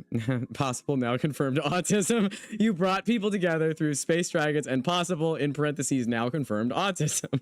That is so funny. I don't know how you could write Space Dragons in the same sentence as possible autism. That was so funny. As someone who used to hate streamers, you're one of my absolute favorites and are always so kind of don't stop. You're gonna make me cry. I've gotten so emotional. I have to be for real with you, Jingles. When I was thinking about how much empathy you have, I was starting to choke up. Oh. I was starting to cry. Oh, please don't.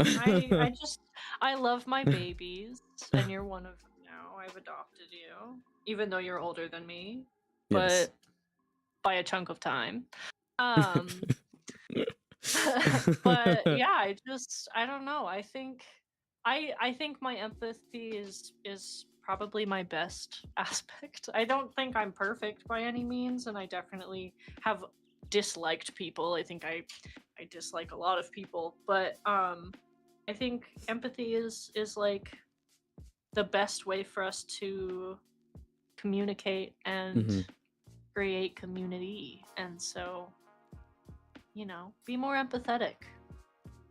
I think that's also a great note to leave on, because we talked about this all throughout this conversation. Having more empathy is the baseline for community. It's the baseline for understanding all kinds of people. If you can, if there's one thing to take away, or a couple of things to take away, I think, number one, accommodate yourself in whatever way that is helpful to you.